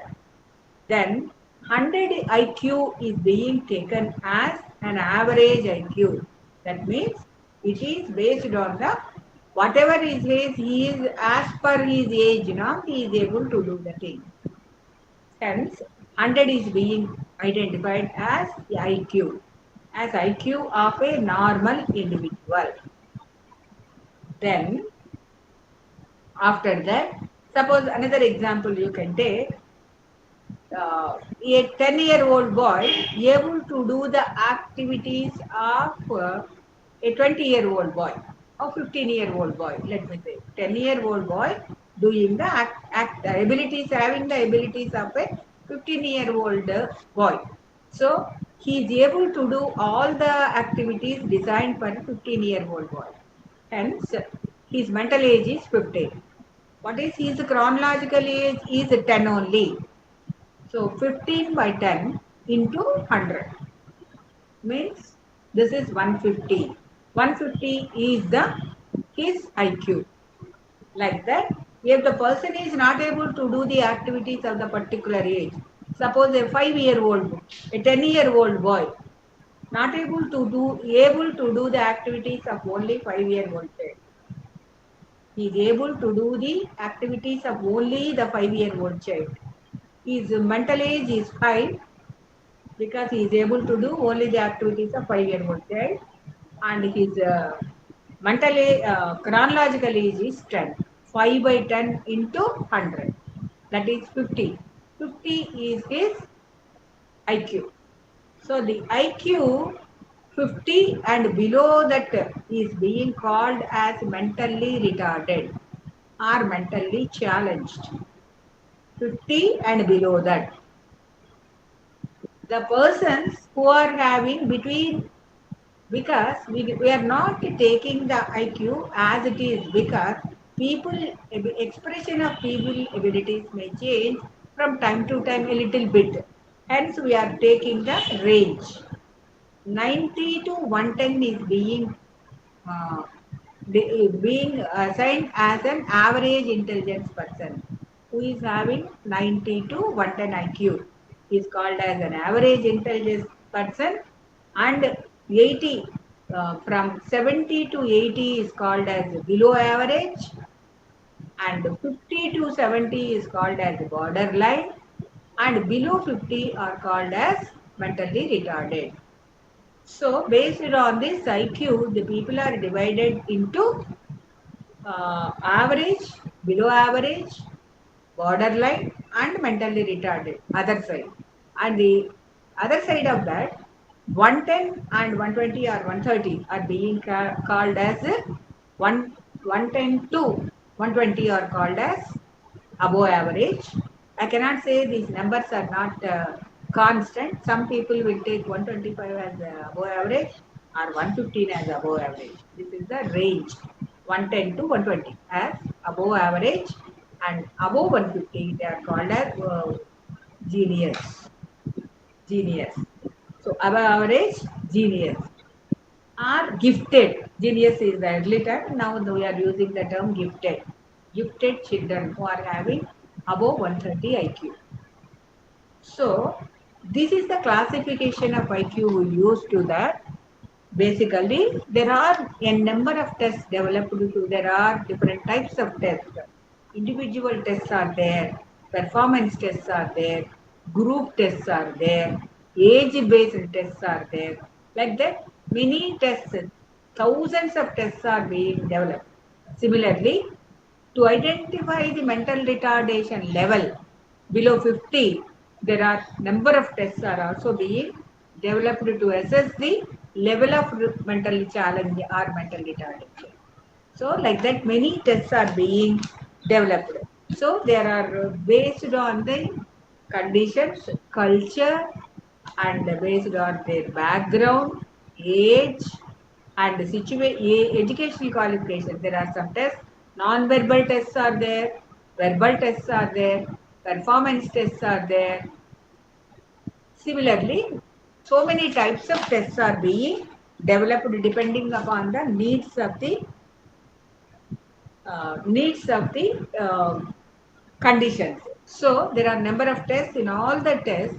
Here, when you say MA by CA into 100, we have to chronological age. I told you earlier itself, the mental age, the IQ development of brain stops at 18 years, between 18 to 19 years. Hence, most of the tests in their manuals, they specify whether it should be 18 or 20. So, based on the manual's description, we have to use 20 as a standard chronological age, even to the people who are doing the test above 20 years. Even 80-year people used to have only 20 years. Because at age of 20, the development of intelligence ceases to grow. So, this is the condition with that we will do. Suppose if you do the abilities of 20-year person, when they by heart it, by CA, if you put 70 or 80, they will get minus scores too sometimes. Hence, we have to use 20 as the maximum CA we can use for all the paper. So that's why you will get the IQ score. Based on the IQ, we will divide. So among these tests, the very first, so in your textbook, many tests are given. Among the tests, Stanford Binet test is there. Stanford Binet test is the test. All the details of the test. What are the test types of tests available under this category? All the ability tests, most of the tests used to have the time limit. So within the time, how much he can do determines his ability. Determines his ability. There are paper pencil tests. There are non-verbal tests are also there. Where non-verbal tests are also there. Where education is not necessary. They can understand the reasoning and logic and they can do the thing. So Stanford test is, there are tests for children. There are tests for adults. So age specific tests are there. There are tests for all the people. So Gesell intelligence test for infants. There are scales. Children, there are intelligence scales are there. In your textbook, Stanford Binet scale was given all the details. You have to read out all the details of the test because most of the examinations you are getting one of the test description. Similarly, Wechsler scale are there. Wechsler adult intelligence scale is there. Wechsler intelligence scale for children. So in all these tests, there are different details are being given. These tests are revised based on the need frequently. Every 5 years or 10 years, depending upon the need, these tests are being revised. Then coming to the Kaufman assessment batteries for children is so there. So for the equipment test, all the details are given in your textbook. So you can go through the details of the test. This is very important. I am telling you again and again. You go, what are the tests available? What types of tests? Is it spatial relation tests or reasoning tests or logic tests? What are the tests available under this? Under each category. Wechsler adult intelligence, what are the tests? Wechsler children's tests, what are the tests available? All this to be, you should remember all the categories of tests available in all these three: Stanford Binet, Wechsler, and Kaufman assessment tests. So usually they are asking one of the questions about what are the details, what are the time limits of the test. So this is about intelligence, theories of intelligence and measurement of intelligence. I told you what is intelligence. Intelligence, I am just going through and summarizing the thing, intelligence test. In the intelligence, what is intelligence? What are the theoretical background? Intelligence is an ability. With that ability is able to act purposefully, think reasonably, and deal effectively. So these are the characters of defining of intelligence. And under this, so to explain what is intelligence, the different theories are being given. Among them, there are Spearman two-factor theory, Thorndike theory, Thurston theory, Bass theory, Guilford theory, Sternberg theory, and Gordon Murphy's theory. So these are the theories available, and you have to give all the details of the theories. So you can make a chart of the theories. What is the basic component of the theory, particular theory on intelligence? So the theory explains what are the components of intelligence as per their theory. What are the components? Suppose if we take Sternberg's triarchic theory, he said there are what is that componential sub-theory, experiential theory, contextual theory. So he made a contextual intelligence, experiential intelligence, like that. He has made so many things. So all the theories, what are the major points you have to, if you make a chart, you can remember well. Regarding all the learning theory, learning models, processing models, information processing models, and also about cognitive intelligence theories. And coming to the intelligence measurement, you have to think about what is intelligence, how do you develop intelligence, what is intelligence you have to tell, and what are the factors which influence our intelligence is heredity and environmental factors. Environment is a training, heredity is a potential. So, um, potentials are hereditarily determined, and whatever is our effort, you cannot make a retarded child as gifted. You cannot make anybody with whatever effort you had, you cannot increase the potentialities because hereditarily through genes the potentialities are determined. What you can say is you can improve the learning, training, you can improve the training. Here, the best school is means it gives an opportunity for you to use most of your abilities. That is the best school. Here, there is theoretically it is proved that we are not using the all the intelligent potentialities whatever we inherited. We use only 15 to 20% of our potentiality. Remaining potentialities we are having, but we are not using because there is no need for that. So if you are trained for that, you can learn to use more of potentialities and will be trained. Okay, so that's why this is intelligence, the basic things about intelligence, and then IQ levels based on IQ. What are the classifications you can make for mental retardation? Gifted, average, uh, above, below 100. You can go for below average, and then. What is that borderline and retarded. Coming to the other side, above average and gifted, above average and gifted, and there are number of tests are there. You can remember the all the components of the test. So you have to also find out the understand the logic behind IQ. MA by CA, always CA maximum CA is 21. Some of the tests they may determine it as 18 too. So then coming to the next part of that is creativity. So creativity is an unusual, novel, useful thinking. It is a divergent thinking and imagination coming out of box. Coming out of box is called as a creativity. It is an unusual thinking. It is a novel thinking, useful thinking. It is a divergent thinking. And it is about imagination. Imagination. Usually, this is research showed that the people with more than 120 IQ are only is possible becoming a creative people. More than 120 IQ. So the creativity is an important thing that influences the whole human world, human civilization. It plays a major share in innovation. Creativity plays a major share in innovation. Now, at present time, it is being proved that creativity can also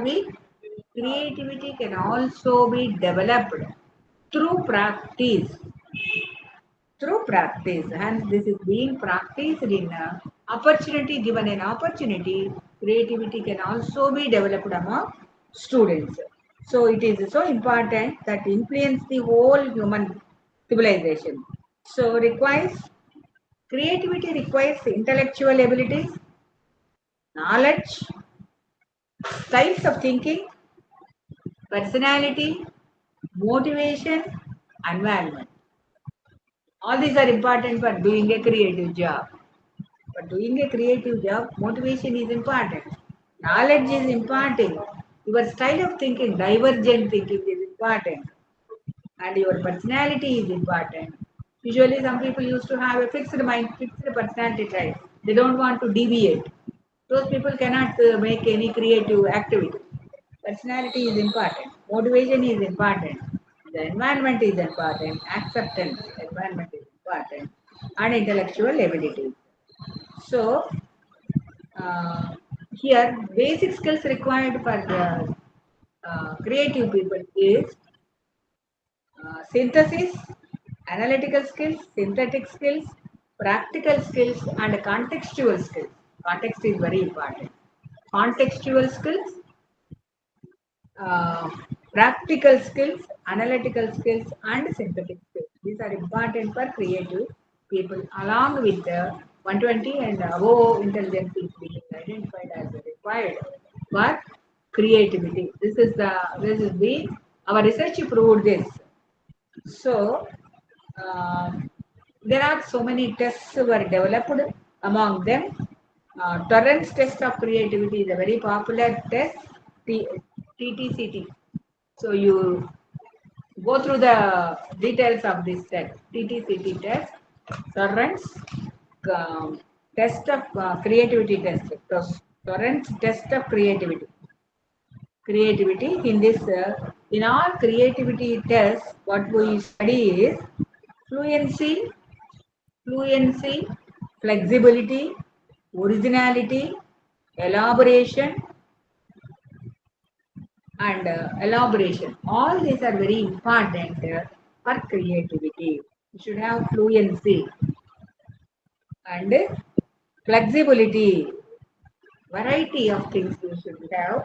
You should not have fixed set of thinking. You should have variety, flexibility, and originality should be there, and elaboration should be there for your thinking, ideas. So these are the very important things, and you write down about the uh, TTCT test. So this is about the intellectual, and the second book on intellectuality. Then comes to the third volume is on what is that, language, development of language.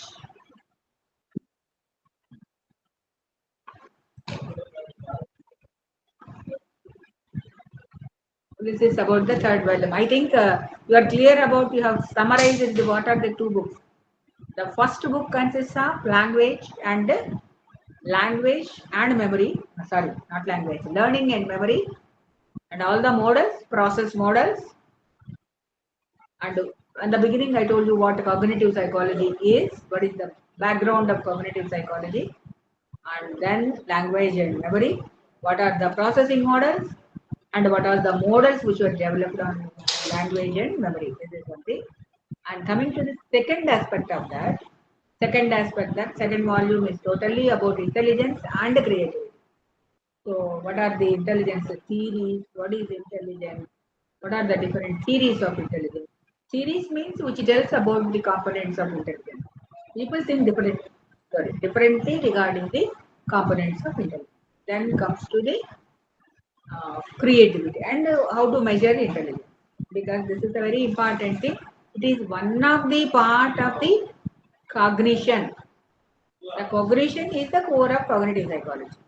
So cognition, intelligence, and language is one of the core. Then coming to the language, all this language, problem solving, creativity, these things will come under thinking process. Under thinking process. Coming to the language, so communication, here the communication in which the thoughts are converted by means of words. Communication in which thoughts are transmitted by means of a written words or a oral words or written communication. So here the thoughts are converted into communication. So it comes under thinking. The thoughts are communicated into words. The thoughts are communicated into words. Here we come to there are two things you have to understand too: linguistics and psycholinguistics. Linguistics and psycholinguistics. What is linguistics? Linguistics is a description of linguistics is part of language. Language. It is the structure of language, grammar of language, and the sounds, meaning, all this description of words, speech, all this comes under linguistics. So the language people used to have a course on linguistics, the structure of words, the description of words, and speech sounds, meanings, and grammar, etc. Linguistics.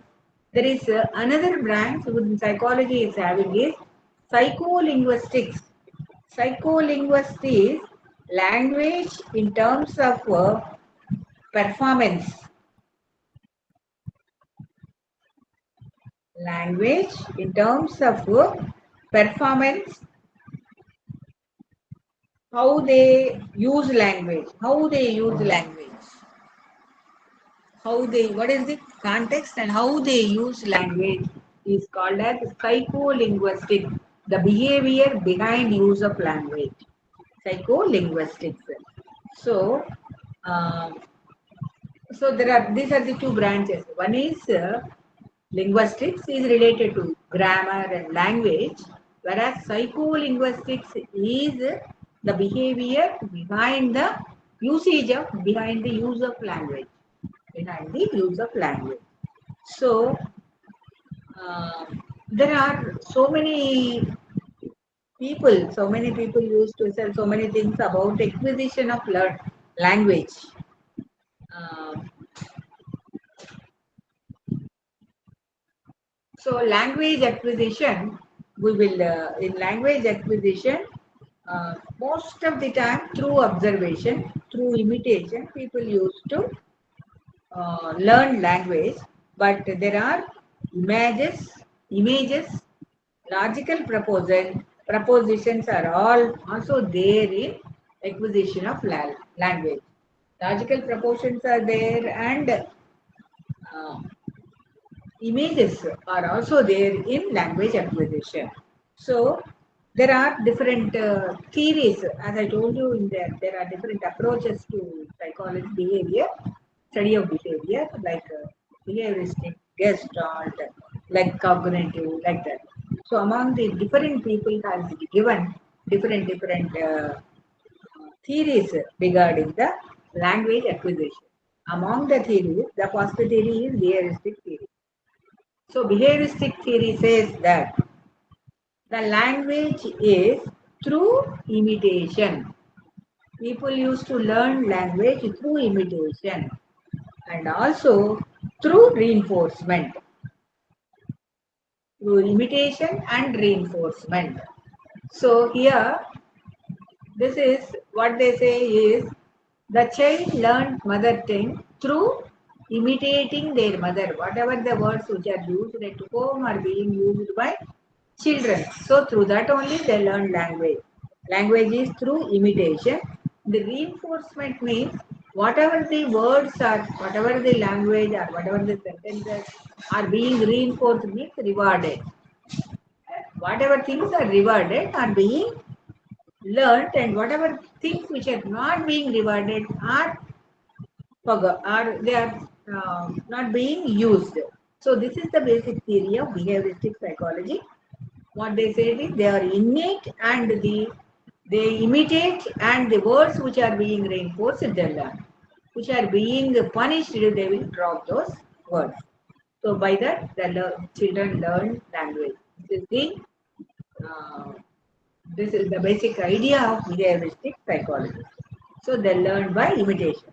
Then coming to, there is one more theory, innatedness theory.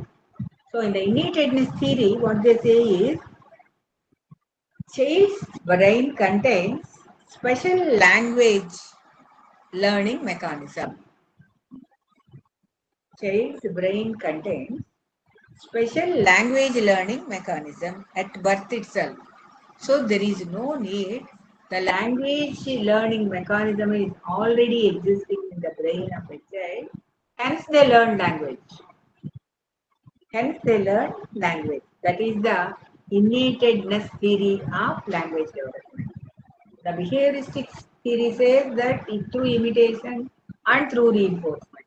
Whereas the innatedness theory says that there is a mechanism in the human brain itself innately, and that helps to learn language. Then the third is cognitive model. So they say that language is one aspect of intellectual development. They said language is the one aspect of intellectual development. So the people are more intelligent, they can have more language skills, more language skills. So this is related to cognition as related to thinking. So some people say this is through interaction people used to learn, interactive theory. This theory emphasizes interaction between children and caregivers. The more the interaction between caregiver and the children, they learn more. So this is the theory they used to say, interactive theory. And cognitive theory, another cognitive theory of Piaget.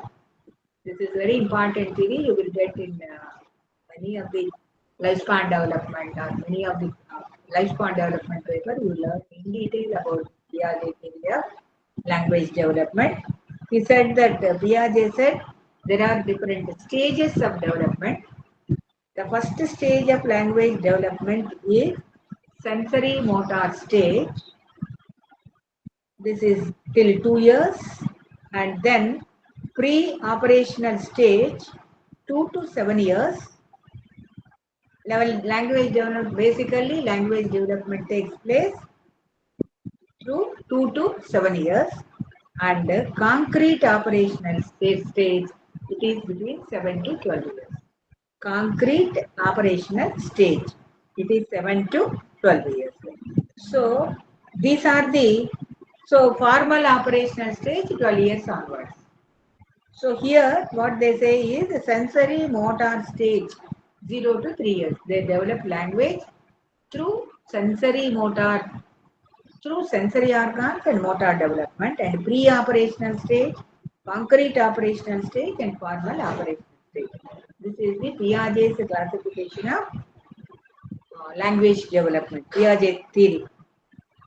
And then after that, formal operational stage. Then this is through cognitive development. More the cognitive development, more the language development takes place. So more they are intelligent, people will have more language development. So this is the theories given by for language development. So one is the behavioristic theory. What they say is reinforcement and imitation. Second one is innatedness theory. So already child brain contains the innated mechanism. Cognitive theory is one aspect of intellectual development, and interaction theory, more you interact, more the language will be developed. And Piaget's cognitive theory says that sensory motor stage, pre-operational stage, concrete stage, and formal operational stage. These are the stages where the language development takes place. Then the process in language process. So production of language, speech perception and comprehension, and language development. There are three stages. In language development, there are there are three processes, three stages. First stage, production of language. They used to repeat the words, production of language. Second, speech perception and comprehension. Speech perception and comprehension. Third stage is language development. So in production stage, planning at macro level, planning of sentences, constituent plans, all these details and all this will take place. All this will take place. So then articulation stage, they develop, there are in different stages, the language development takes place. And there are also many disorders related to language also. And another one important thing is multilingualism. So in multilingualism, what is multilingualism mean? Development of more than one language for a person, knowledge of more than one language for a person, or if they are having two, we call it as bilinguals. If they are having more, we call it as a multilingual person, a person who can talk so many languages. So how do they learn multilingual lingual people, how do they develop language? There are two ways of developing many languages. One is through formal elite learning through formal setting, through education, because you are having English, Telugu, French, all these languages. They are going to the classes to structured way. We are learning the language. We are learning. There are people who learn more than 4 or 5 multilinguals are there who learn through elite way. So language development in a formal way. There are some some people used to learn it through neighborhood. So acquisition through interactions, neighborhood. Because of neighborhood, they used to learn. That is, there's an informal way of learning language. They use through neighborhood, acquired through interactions, and informal way they learn language, multi-language. Uh,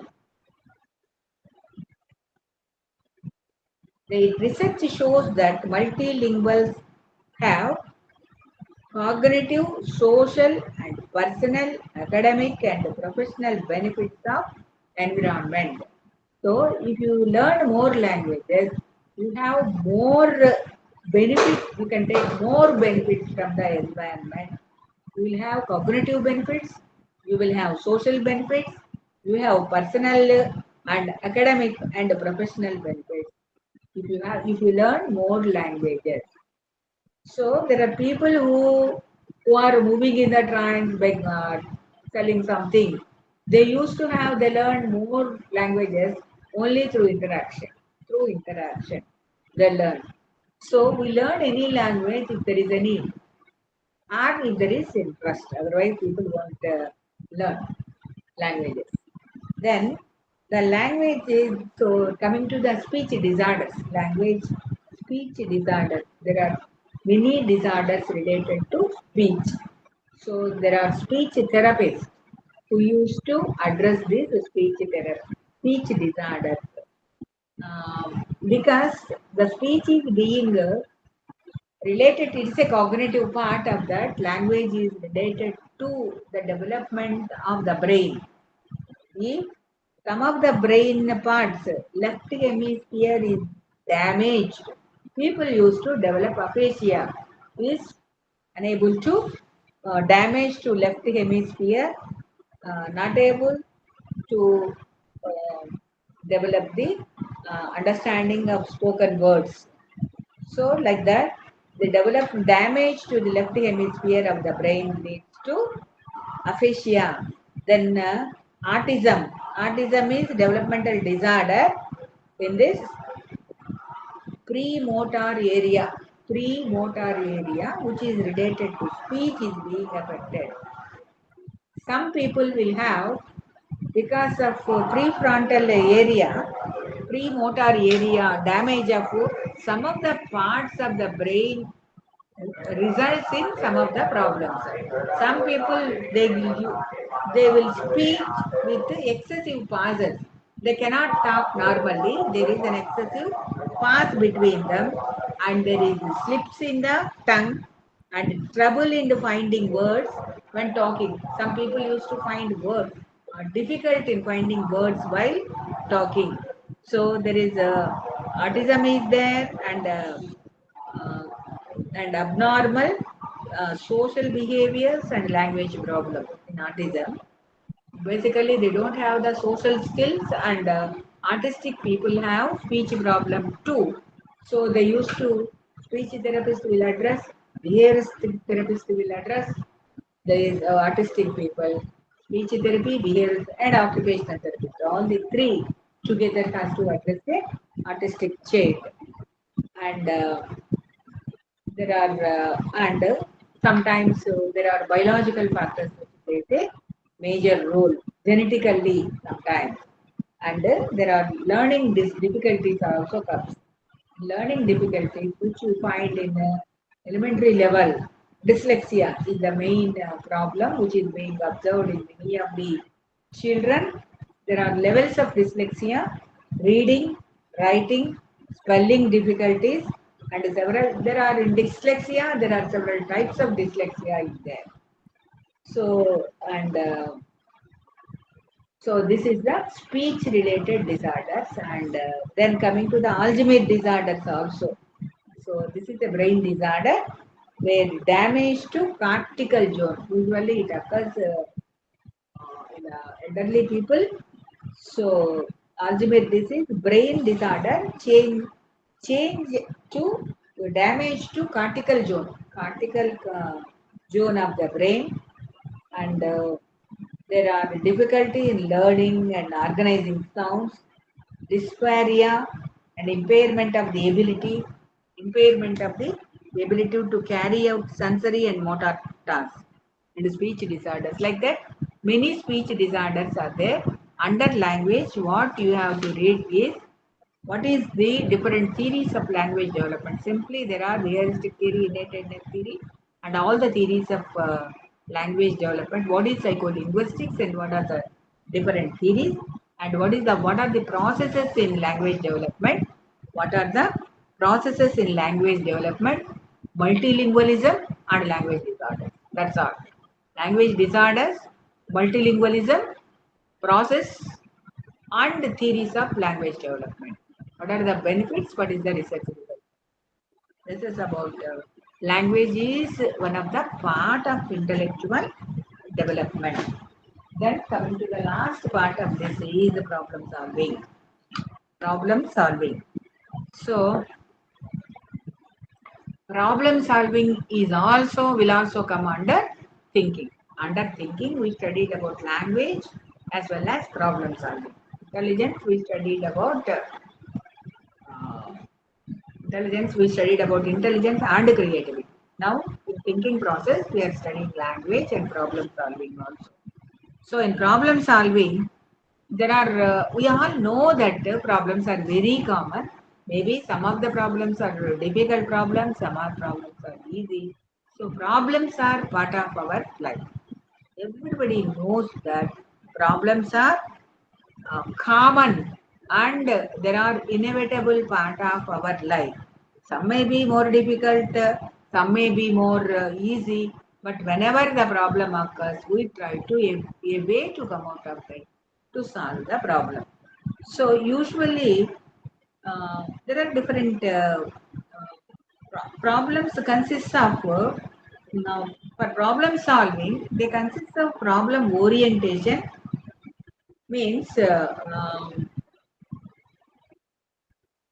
in the problem orientation, this is very important. In problem solving, the people who are having problem orientation is important. Understanding the problem and maturation and also attitude and effective. Attitude and effectiveness of the individual's personality plays a major role in solving the problem. Our attitude towards the problem. Attitude means readiness, attitude towards the problem, and our effectiveness means emotional state which we are existing while solving the problem, and this has a basic role in problem orientation. Orientation means in understanding the problem. This plays a major role. Our attitude towards the problem. Suppose if you are having a negative attitude towards the problem, attitude towards the problem means negative attitude towards and you are having a mindset that we cannot solve it because the other person is responsible for the problem, like that our attitude and also your affective emotion. If emotion is involved in the problem solving, so that is also one of the important tasks for not getting the clarity about the problem. And second is you should have a clarity about the problem is the first step. Second step is you should have problem solving skills also. Skill is but you should have an ability to solve the problem. Problem solving skills means some behavioral skills you should have, cognitive skills you should have. So higher order skills are needed to solve our problem depending upon the difficulty level of the problem. So there are different stages of the problem solved. So initial stage. So now first of all, I told you about the what is the problem orientation and the problem skills are necessary for solving any problem. Problem orientation is effectiveness. Effective means emotional content of the problem, attitudinal content, personality of the individual. All these plays a major role in solving our problem. Second thing is problem skills. Sometimes we cannot solve some of the interpersonal problems because of this attitudinal as well as uh, emotional input involved in that problem. So sometimes because lack of cognitive skills also we are not able to solve the problem. So what are the different stages you will come across in problem solving? First is initial stage, you understand the problem. Second, operational stage. Third, um, you will set goals. Third, problem states, you will understand the problem states and you can set goals. So in problem solving, what you have to do is in the these are the things stages. You should have an understanding of the problem, planning of the problem, what are the resources which are available for solving the problem, and what are the strategies you have to use. All these you have to come across step by step, so that these are the different stages by which you can solve your problems. So, what are the types of thinking required for problem solving? One is analytical thinking, reasoning, analytical, synthesis, synthetic thinking, and also you need analysis, synthesis, and reasons. Identifying the reasons is also very important. These are important for uh, these are the thinkings required for solving a problem. So, what are the types of solutions you will get? Sometimes you will get insightful solution. Sometimes you will get just like Archimedes. So he is thinking. Suddenly, like a flash, he will get the solution. That is insightful thinking. You are thinking about the problem when you are traveling in a bus. Suddenly, you may get the solution for the problem. That is called insightful solution. So sometimes you will get a solution without using insight also. So these are the types of solutions you will get, and we use different strategies also to solve a problem. First strategy is algorithms. Algorithms means structured way we will plan to solve the problem. Stepwise you will come across and you will solve the problem. This is called as algorithms. Through algorithms we solve problem. The second thing is heuristic way. Heuristic way means rules of the thumb. Rules of the thumb means we do not do anything properly without any orderly thing. We will generate solution. We will generate solution. This is called as heuristic solutions. So these are the main ways of solving the problems.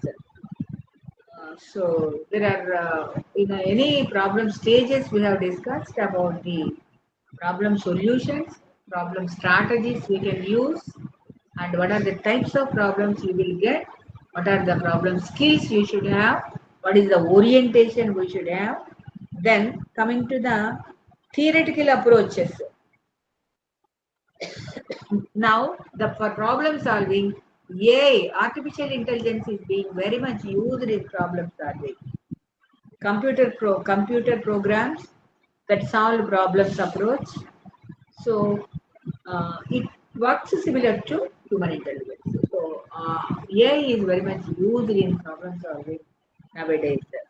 So coming to the theoretical approach, there are Gestalt approach, information process approach. There are different approaches for solving the problem.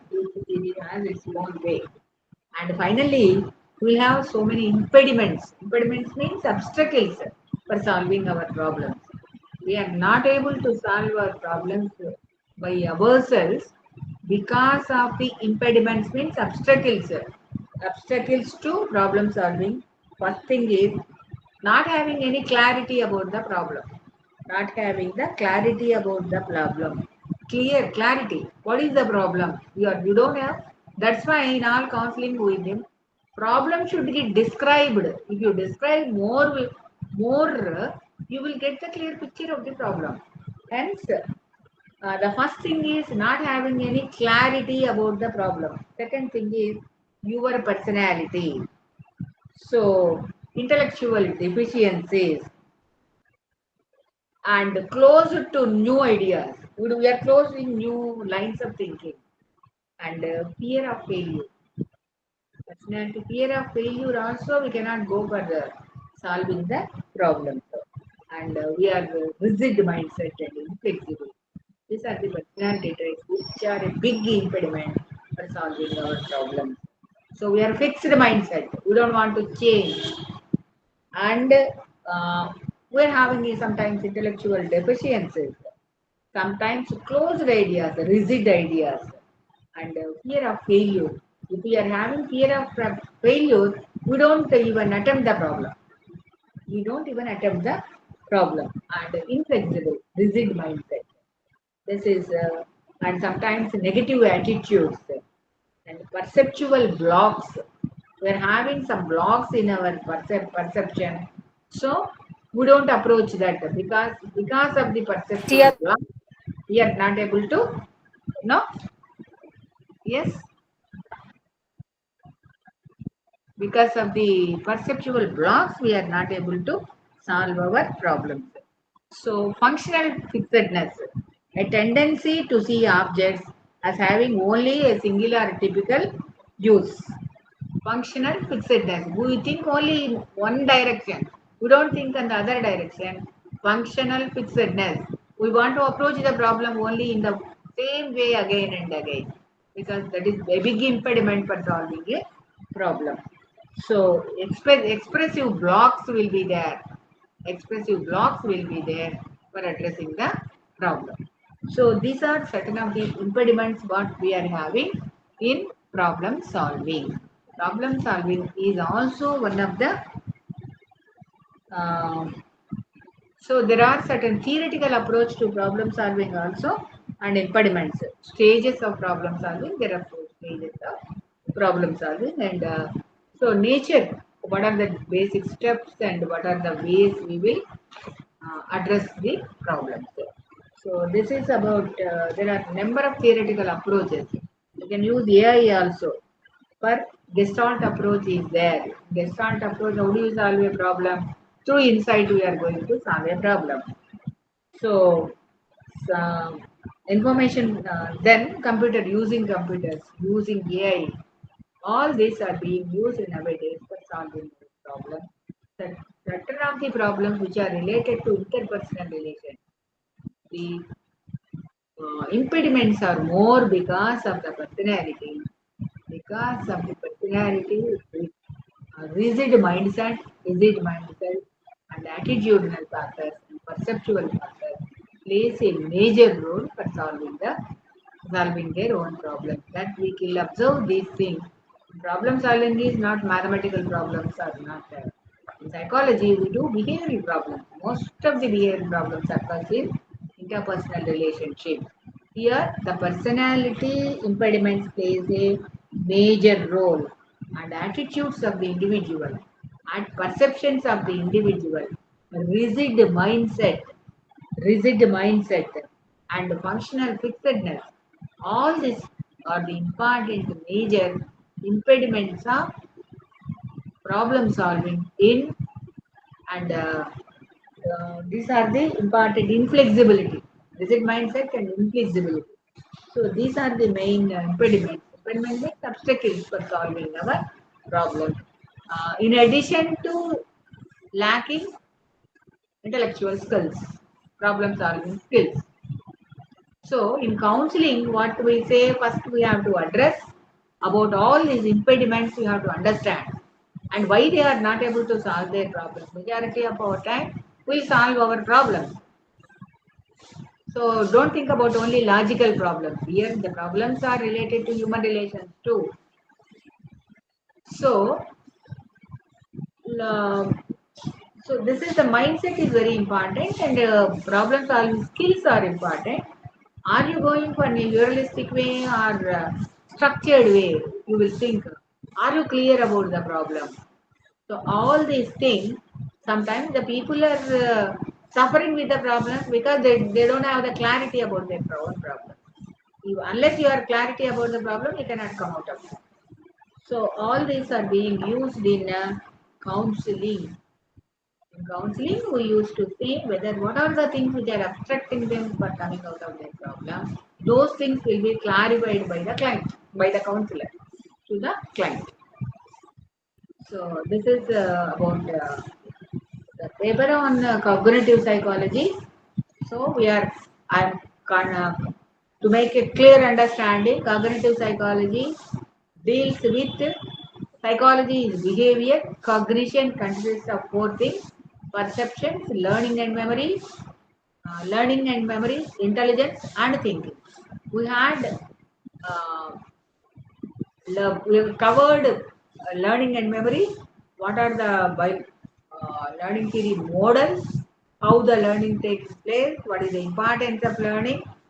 And second thing, and memory, how to improve it, how to learn the learning skills also, how do you learn? All this we studied, and models and processing of learning also we studied. Memory processing and learning processing.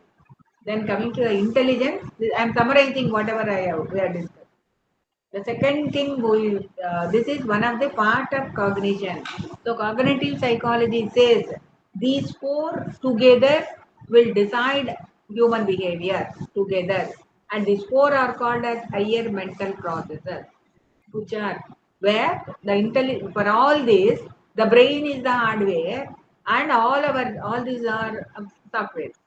So if there is any damage in the brain, all the things, your perceptual distortions occur, learning you will lose, learning difficulties occur, memory difficulties occurs, and also your thinking, there is errors in your thinking occur. So for all this, hardware is the brain. This is the theory of cognitive psychology. So so that's why they focus more on neuroscience and computer science. And artificial intelligence also they have taken. They used studies by taking images. So this cognitive psychology, among the four, we covered language and we covered learning and memory. Second thing we covered about intelligence. What are the theories? What is intelligence? That is important. That's why what is intelligence means all the theories. Some of each scientist says this is intelligence. These are the components. They differed in the components of intelligence. And they studied based on the theory. So like that, two-factor theory is there, the Thorndike theory is there, Thurston's primary mental abilities theory is there, Sternberg, Guilford, all the theories are there. Each theory says that these are the components of intelligence. So by that you can understand what are the different components of intelligence. So if there is any defect, and intelligence is not one thing, it consists of many types of multiple intelligence. Some people will have this, some people will have this, some people will have this. So they can do in that area well. They can do in that area well. So these are the theories of intelligence we studied, and what are the? You can say that the person is having this type of intelligence, multiple intelligence. So you can guide them to that area so that he can excel in that area. And then measurement of intelligence also, we studied about what are the measurement techniques, what are the tests commonly used for measuring intelligence, and what are the tests available for measuring intelligence. Okay. So language, intelligence, and third thing is about thinking. Under thinking, we studied about language and problem. Language and problem. So this I have almost completed the part of that. If you have any clarification or any doubts, you can ask some of the questions. So I'll be more happy, and I want to listen your response. Right? Anything? Any questions? Any questions? No? No questions? Suspita?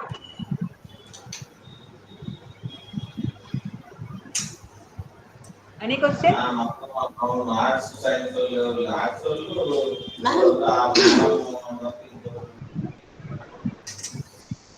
Shall we conclude then, ma'am?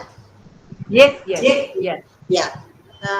Thank you, ma'am, for sparing your time and handling today's session. I thank the students also for patiently listening to ma'am. Hope this was an enriching session. Tomorrow, once again, ma'am will be taking another course, it's personality, and hope all of you will join tomorrow also. I wish you all interact with ma'am and make the session very interactive. Okay. Let us all meet tomorrow again at 2 o'clock. Thank you, Thank ma'am. you. Thank you. Thank you, Thank ma'am. you.